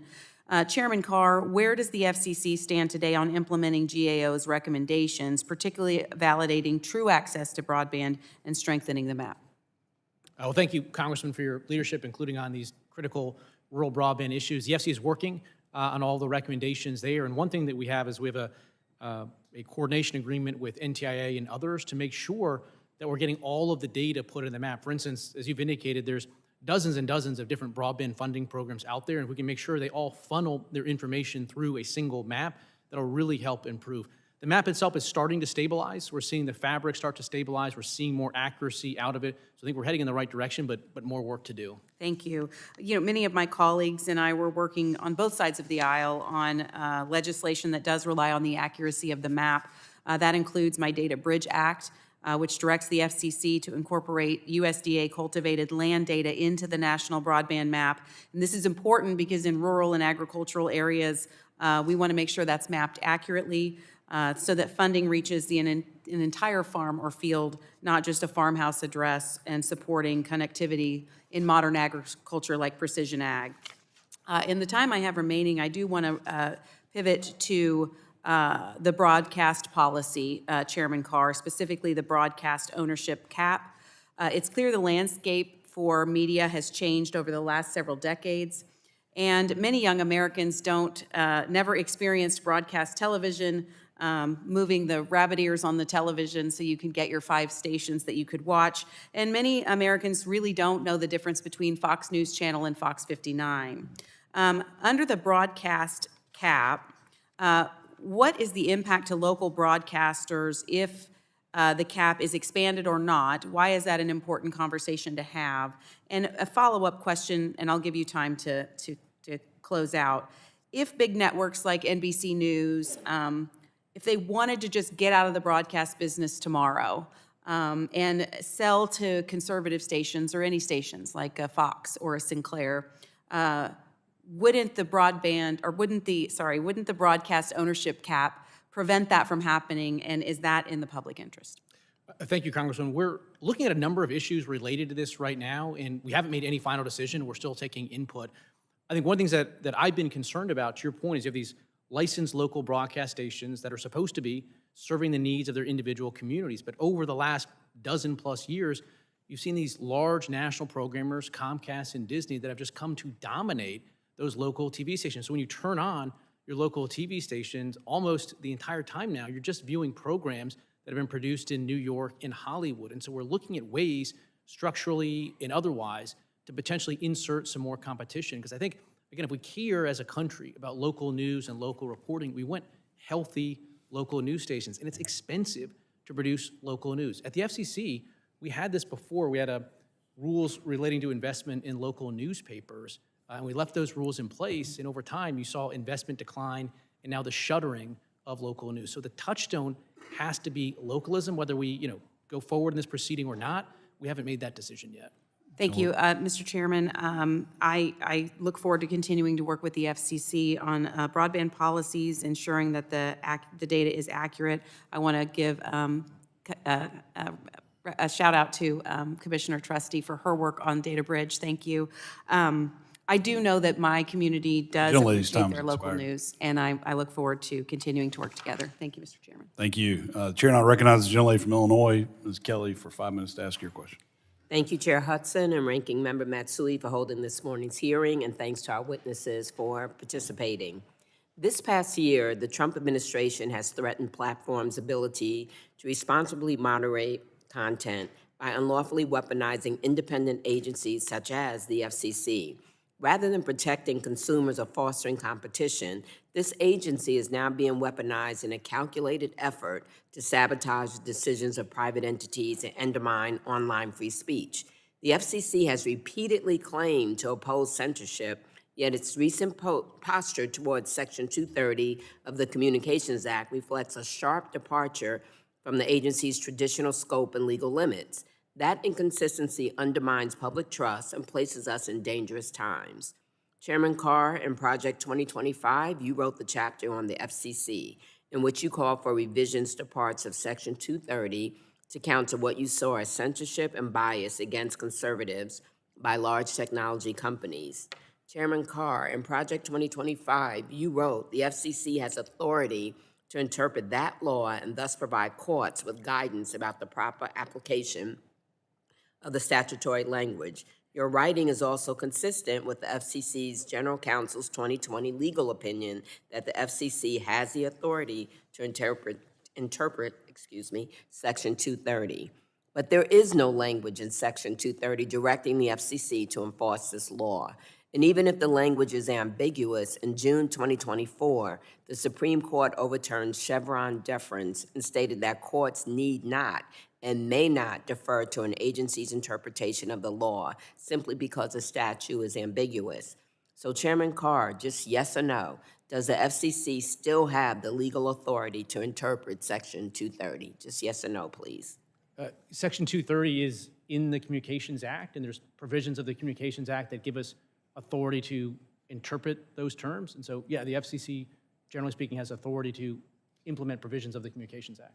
Thank you for your answer. Commissioner Gomez, do you agree with Chairman Carr that the FCC has the authority to interpret Section 230? Last I checked, the FCC's website says the FCC does not regulate online content. Is that no longer correct? Thank you for that question. Yes, I disagree. I don't think we have authority to we definitely don't have authority to regulate online content, and we don't want to under the First Amendment. Thank you for your response. It is unfortunate that Mr. Carr is now determined to sit back and be America's speech police. If Brendan Carr, who tweeted, whether it's the government shutting down speech or a private platform doing it, these decisions are not made by an oracle of truth. That I wish would stand up. Thank you to the witnesses, and I yield back. Thank you. The chair now recognizes the gentleman from Idaho, Mr. Fulcher. Thank you, Mr. Chairman, and thank you to the panel for all your input today. And I've got a question for Commissioner Trusty, but I want to apologize in advance for some of us with dual commitments if some of this is a rerun, so bear with me here. But Commissioner Trusty, this has to do with spectrum auctions, and I come from the great state of Idaho. There's a lot of rural space in Idaho, and I just want to underscore the importance of wireless deployment in rural underserved areas, such as what I represent. And when it comes to spectrum auctions, has you got any ideas or input on what we can do to make sure that the small rural carriers get access to that or somehow get included with those? Sure. Thank you for this question, and thank you for your leadership on this issue. Making sure small rural providers can participate in spectrum auctions is critical to fostering competition and making sure we get high-speed wireless services to unserved and underserved areas in these rural communities. So for the AWS-3 spectrum auction that will be initiated in June, we have designated entities, small businesses, rural telecommunications companies who have bidding credits, so they get a discount on the spectrum. We're also proposing to offer bidding credits to small rural telecommunications providers in the upper C-band auction, as that's being debated in the NPRM that's currently before us. Great, thank you for that. Commissioner Carr, first of all, thank you for your work in a lot of this related area too. As you recall, there's a lot of federal land in the West, and you've been helpful in helping us get access to some of that. I want to just put a plug in for legislation that I passed through this committee that when it comes to deploying broadband infrastructure across previously disturbed federal lands, that there's an exemption for that from NEPA if that's has to be disturbed again when it comes to broadband deployment. Is that something that you can support in terms of putting the infrastructure in place in rural areas? Thank you, Congressman, for your leadership on these key permitting reform issues. We are looking right now at additional relief with respect to courts or otherwise overreading NEPA and environmental reviews to put needless reviews in place. We want to try to cut through that, and the work that you're doing in Congress and elsewhere is important to that. It really does slow things down unnecessarily, in my view. And I'm going to shift gears a little bit to a totally different topic, but GPS. We went through recently a Homeland Security review and didn't realize just how much GPS was involved with many, many things. And one of the concerns that came up as part of that dialogue was that we don't have a good redundancy system. There's not necessarily an auxiliary system. Are you looking at anything potentially to address that need in case there was a disruption of service to the GPS system? Most Americans don't realize how dependent we are for GPS for precision navigation and timing. It's a great system, but it's a single point of failure. So one of the very first things that we did when I became chair is start the process of looking at standing up alternatives, a system of system to GPS. I think it's important at the FCC that we keep moving forward to do our part to look at a range of different ways that we could stand up alternatives or complements to GPS. We're told that some other countries have got some auxiliary systems. That's why I asked the question. Thank you for looking at that. I did have a question regarding broadcast ownership. Congressman Houchin addressed that with you, and so I won't force you to repeat the response on that. Mr. Chairman, with that, I yield. Thank you. The chair now recognizes Representative from Virginia, Ms. McClellan, for 5 minutes to ask your questions. Thank you, Chairman Hudson and Representative Ranking Member Matsui for holding this very important hearing, and thank you to the commissioners for being here. I'm probably the most excited about this hearing of any other hearing we've had thus far.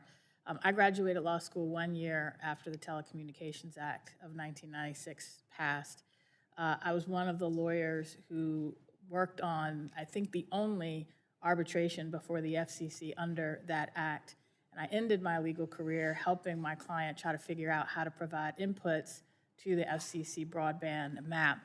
So I could spend hours talking to you, asking questions about the FCC's critical role, how we can work together to modernize the Communications Act, how we can ensure Americans can communicate freely, affordably, reliably, how we can help with pole attachment issues as someone who, yes, I also climbed a telephone pole, but I only have 5 minutes. And so in this first conversation with you, I want to focus on what I think is the FCC's most important role.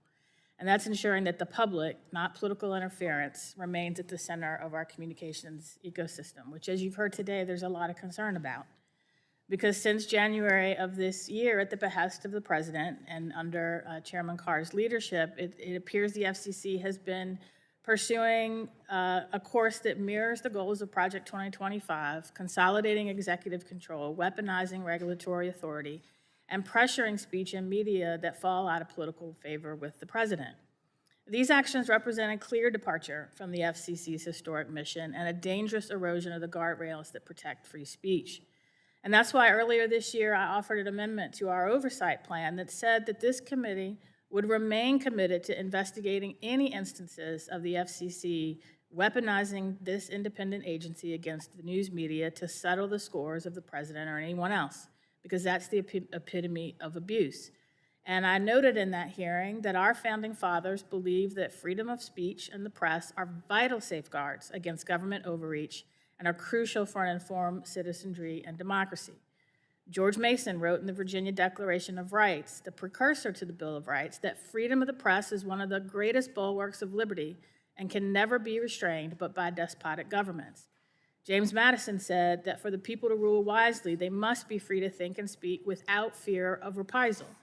Benjamin Franklin said that freedom of the speech is a principal pillar of a free government, and when this support is taken away, the constitution of a free society is dissolved.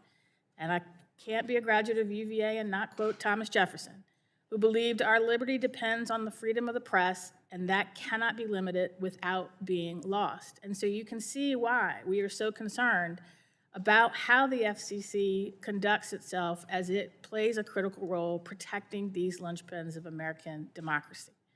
So Commissioner Gomez, as someone with a front row seat to how the FCC has operated under the Trump administration and Chairman Carr's leadership, I want to commend you for your initiative, the First Amendment Tour, to challenge government censorship and control.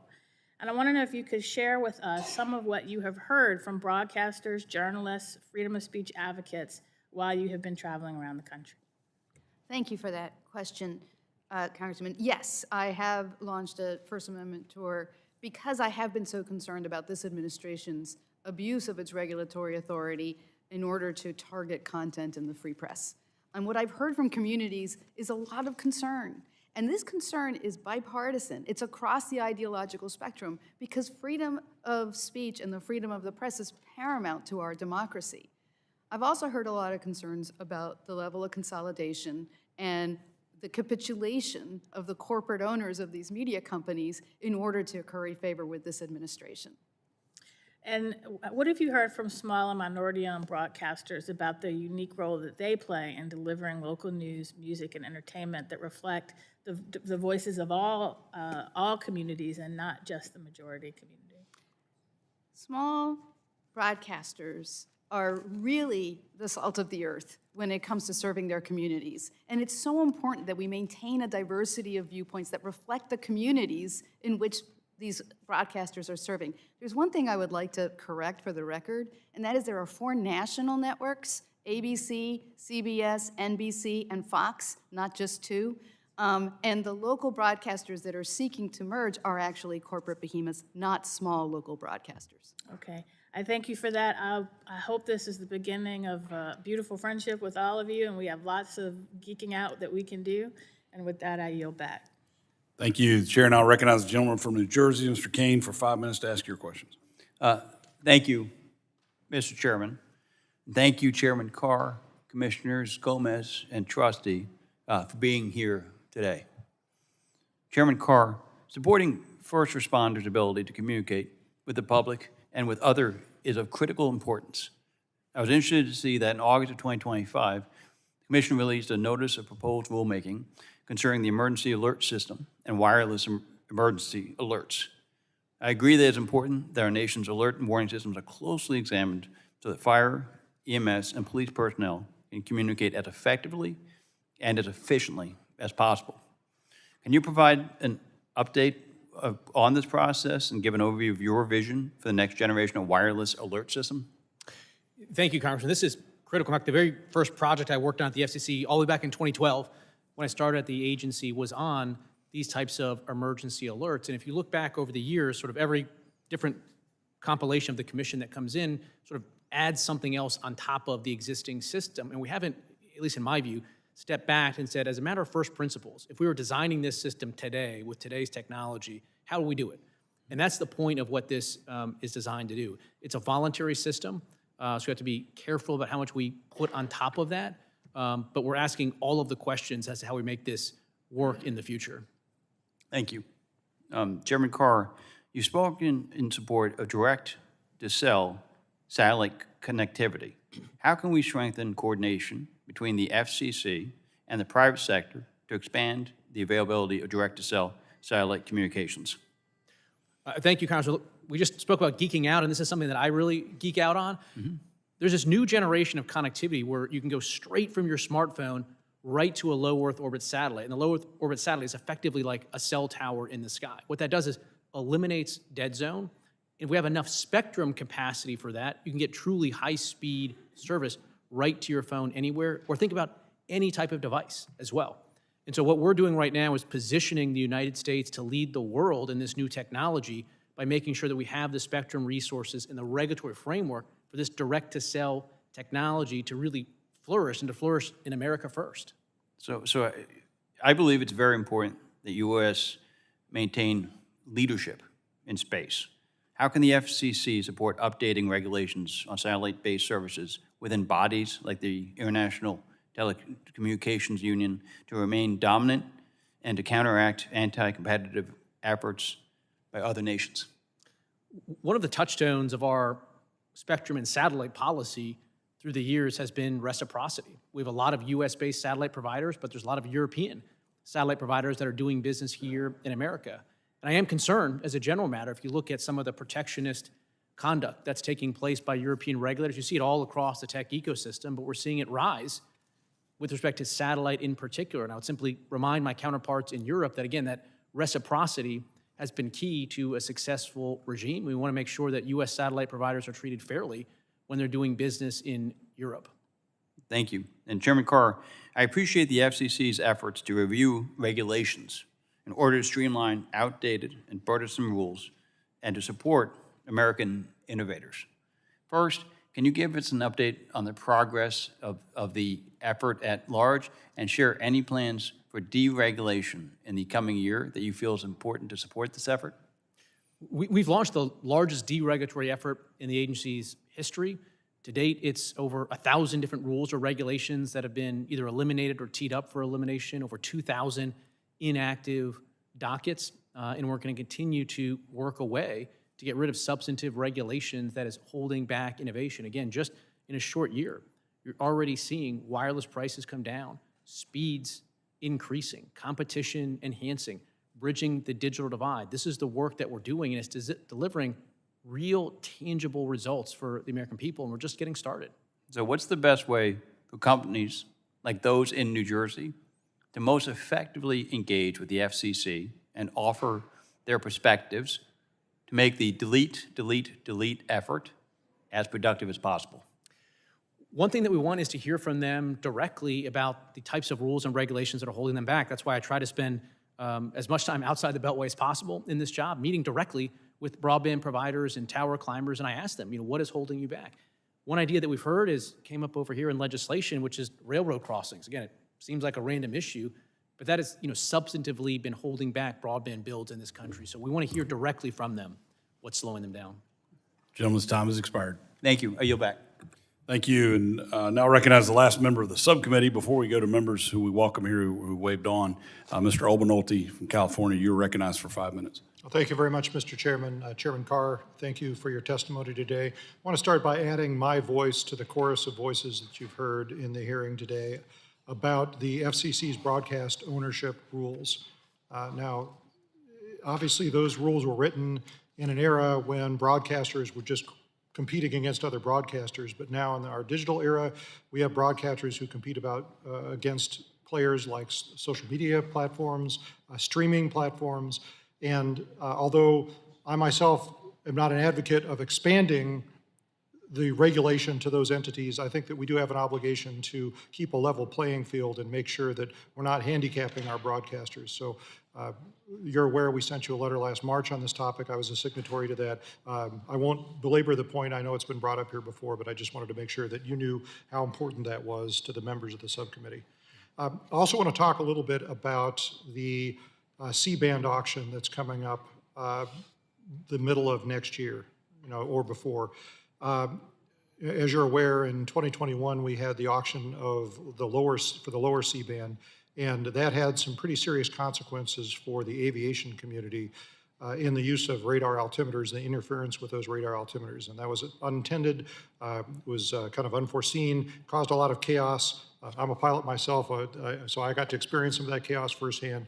And I know that there are things that we wish we had done differently. So as we approach this upcoming auction for upper C-band, what is the FCC planning to do differently to make sure that we don't get a recurrence of that?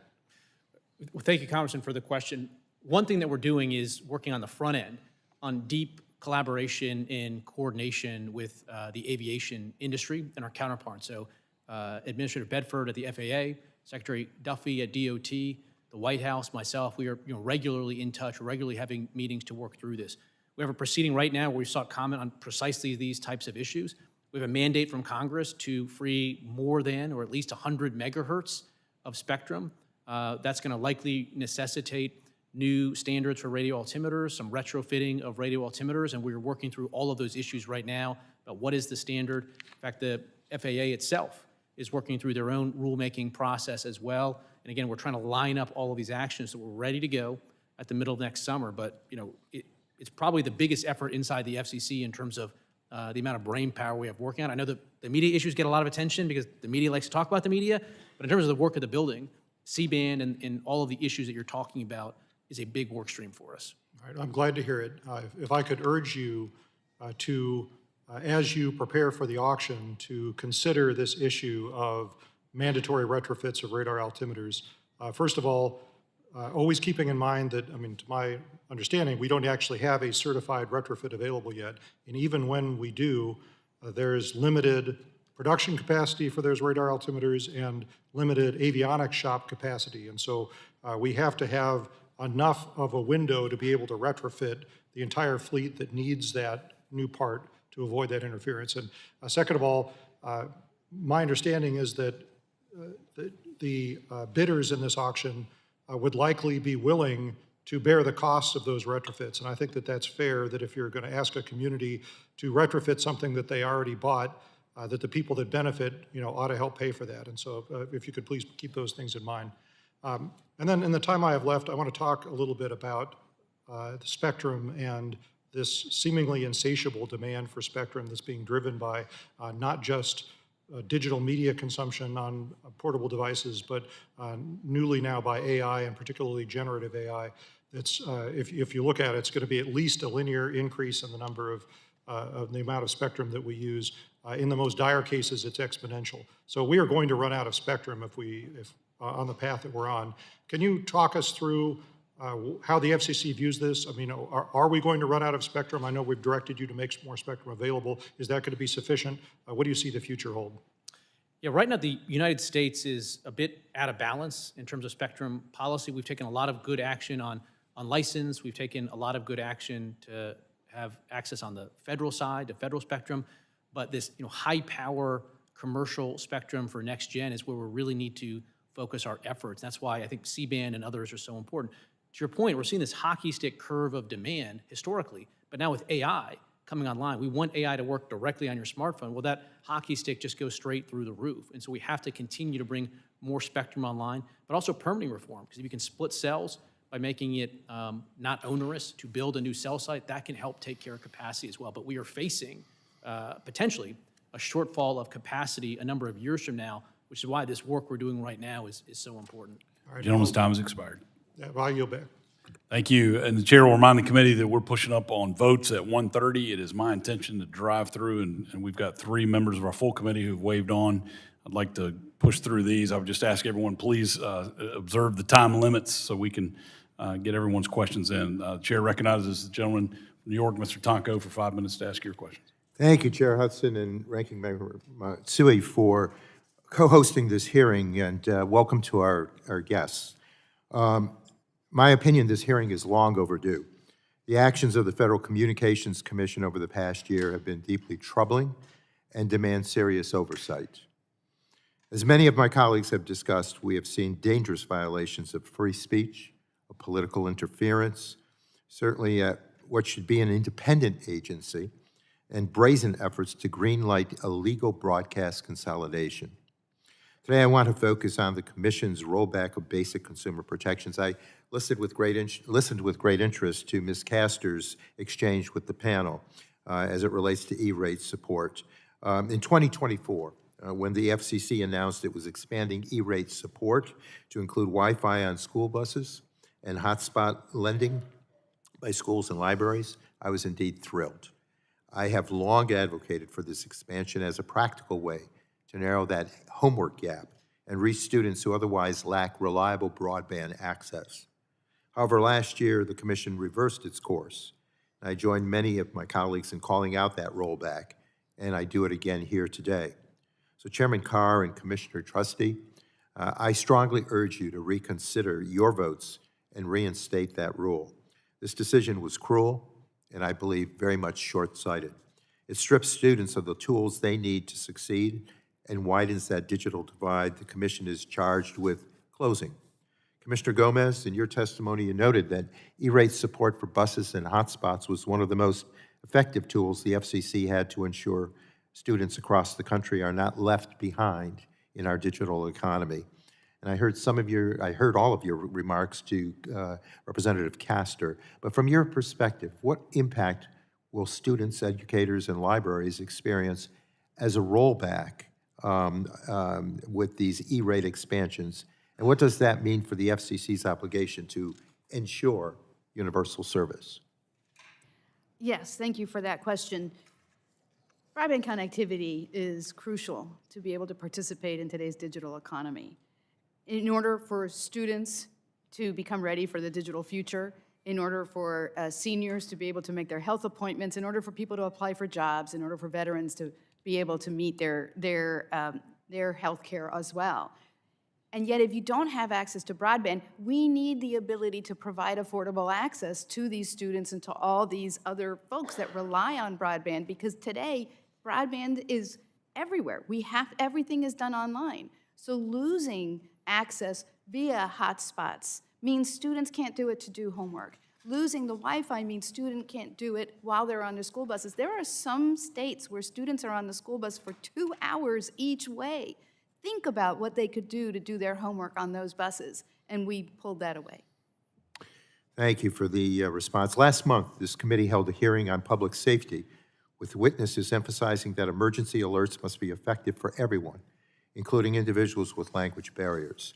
So it also is disappointing to have seen the FCC delay common sense safety reforms like multilingual emergency alerts.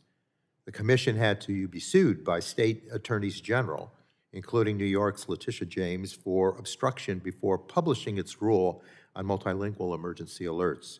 And even now, provisions of that rule have been delayed indefinitely. So Commissioner Gomez, can you explain the risks that delayed multilingual alerts pose to our public safety?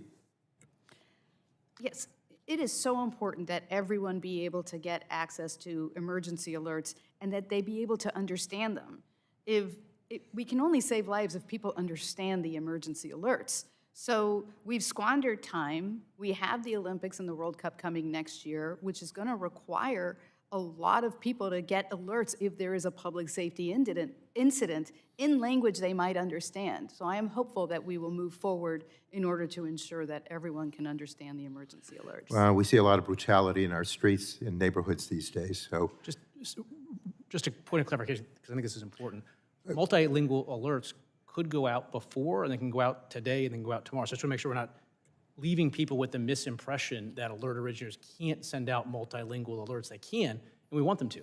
okay. And it is true that is the case. What this does, what the FCC has paused, is actually making it easier and more frequent that they will be able to put those out. Because right now, the vast majority of alerts go out in English because it's the originators that put them out.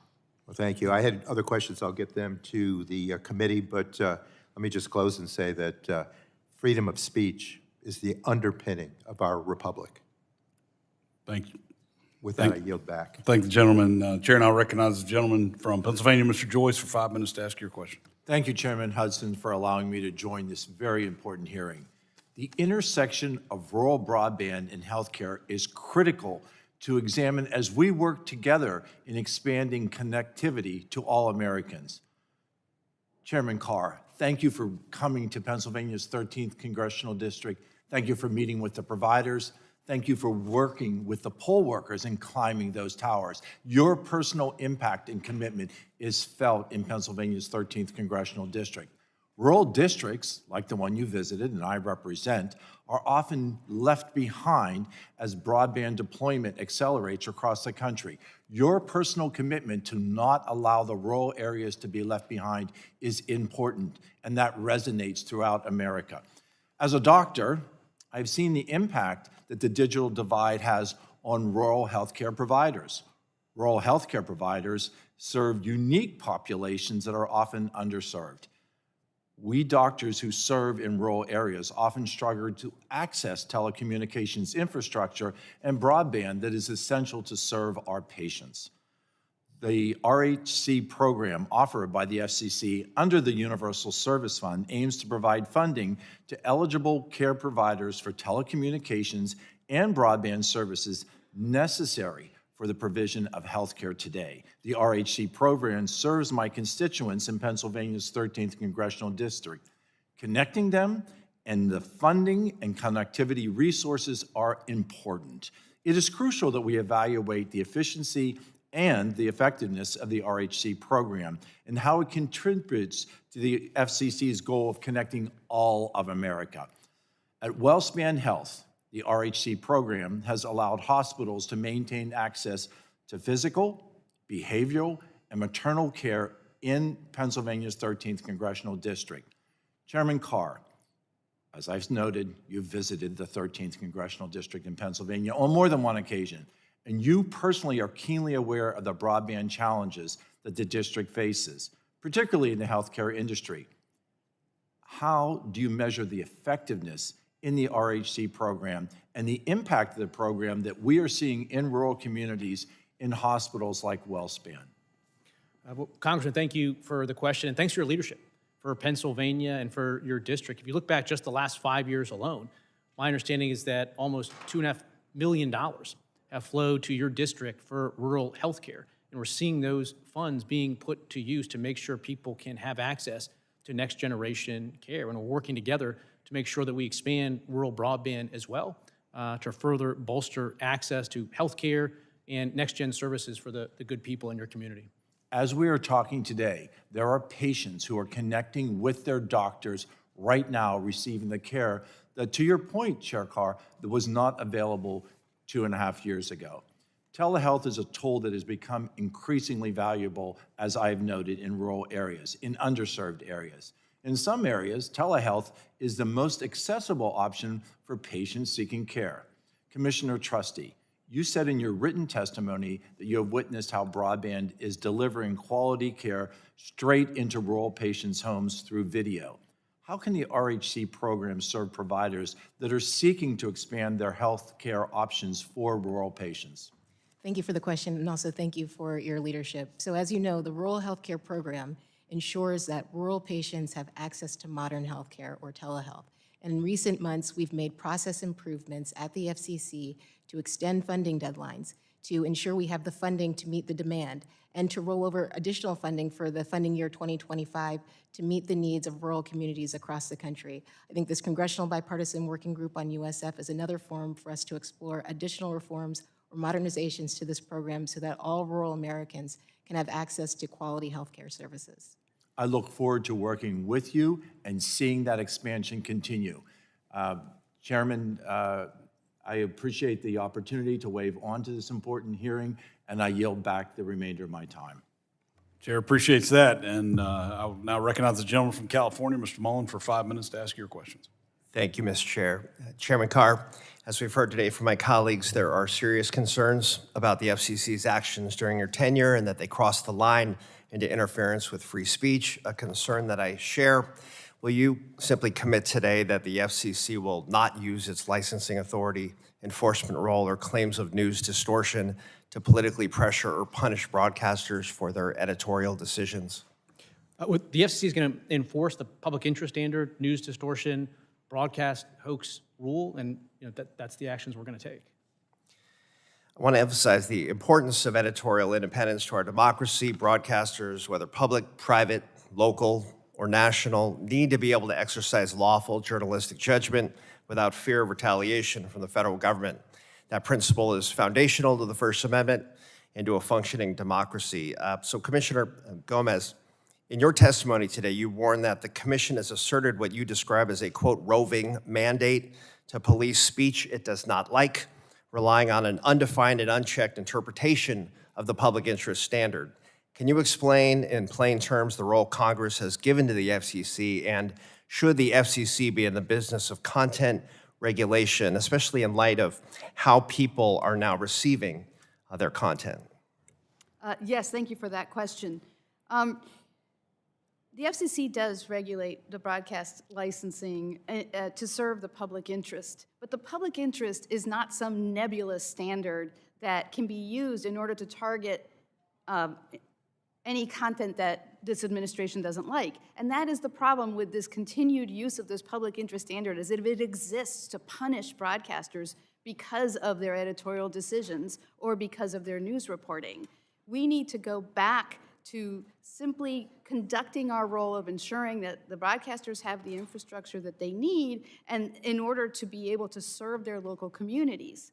And that is what I think we should be doing. We should not be pressuring broadcasters on their content. It violates the First Amendment and the Communications Act prohibition on censorship. Thank you for that. And out of respect for time, just one final issue.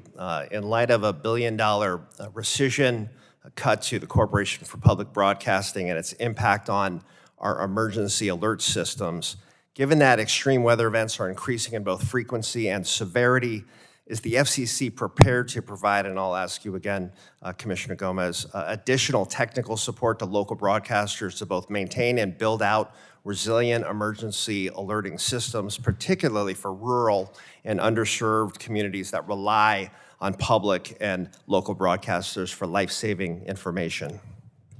Thank you for bringing to light this issue with the defunding of public broadcasters. Not only are we losing educational programming, local news, a lot of civic engagement, but we are also losing the backbone of our emergency alert system. And I am unaware that the FCC has any activities to address this issue, but it's something that we really need to consider. I would urge Congress to refund public media because of the important services that they provide, both from a public safety perspective and also to their local communities. I certainly share that view. Thank you, Mr. Chair. Thank you all for your testimony. I yield back. Thank you. Ask unanimous consent to insert in the record the documents included on the staff hearing documents list. Without objection, so ordered. Seeing there are no further members wishing to be recognized, I'd like to thank our witnesses for being here today.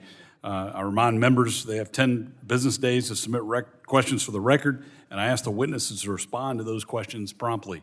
Members should submit their questions by the close of business on January 28th, 2026, which tells me I have 10 days till my mother's birthday because it's the 28th. Without objection, the subcommittee is adjourned.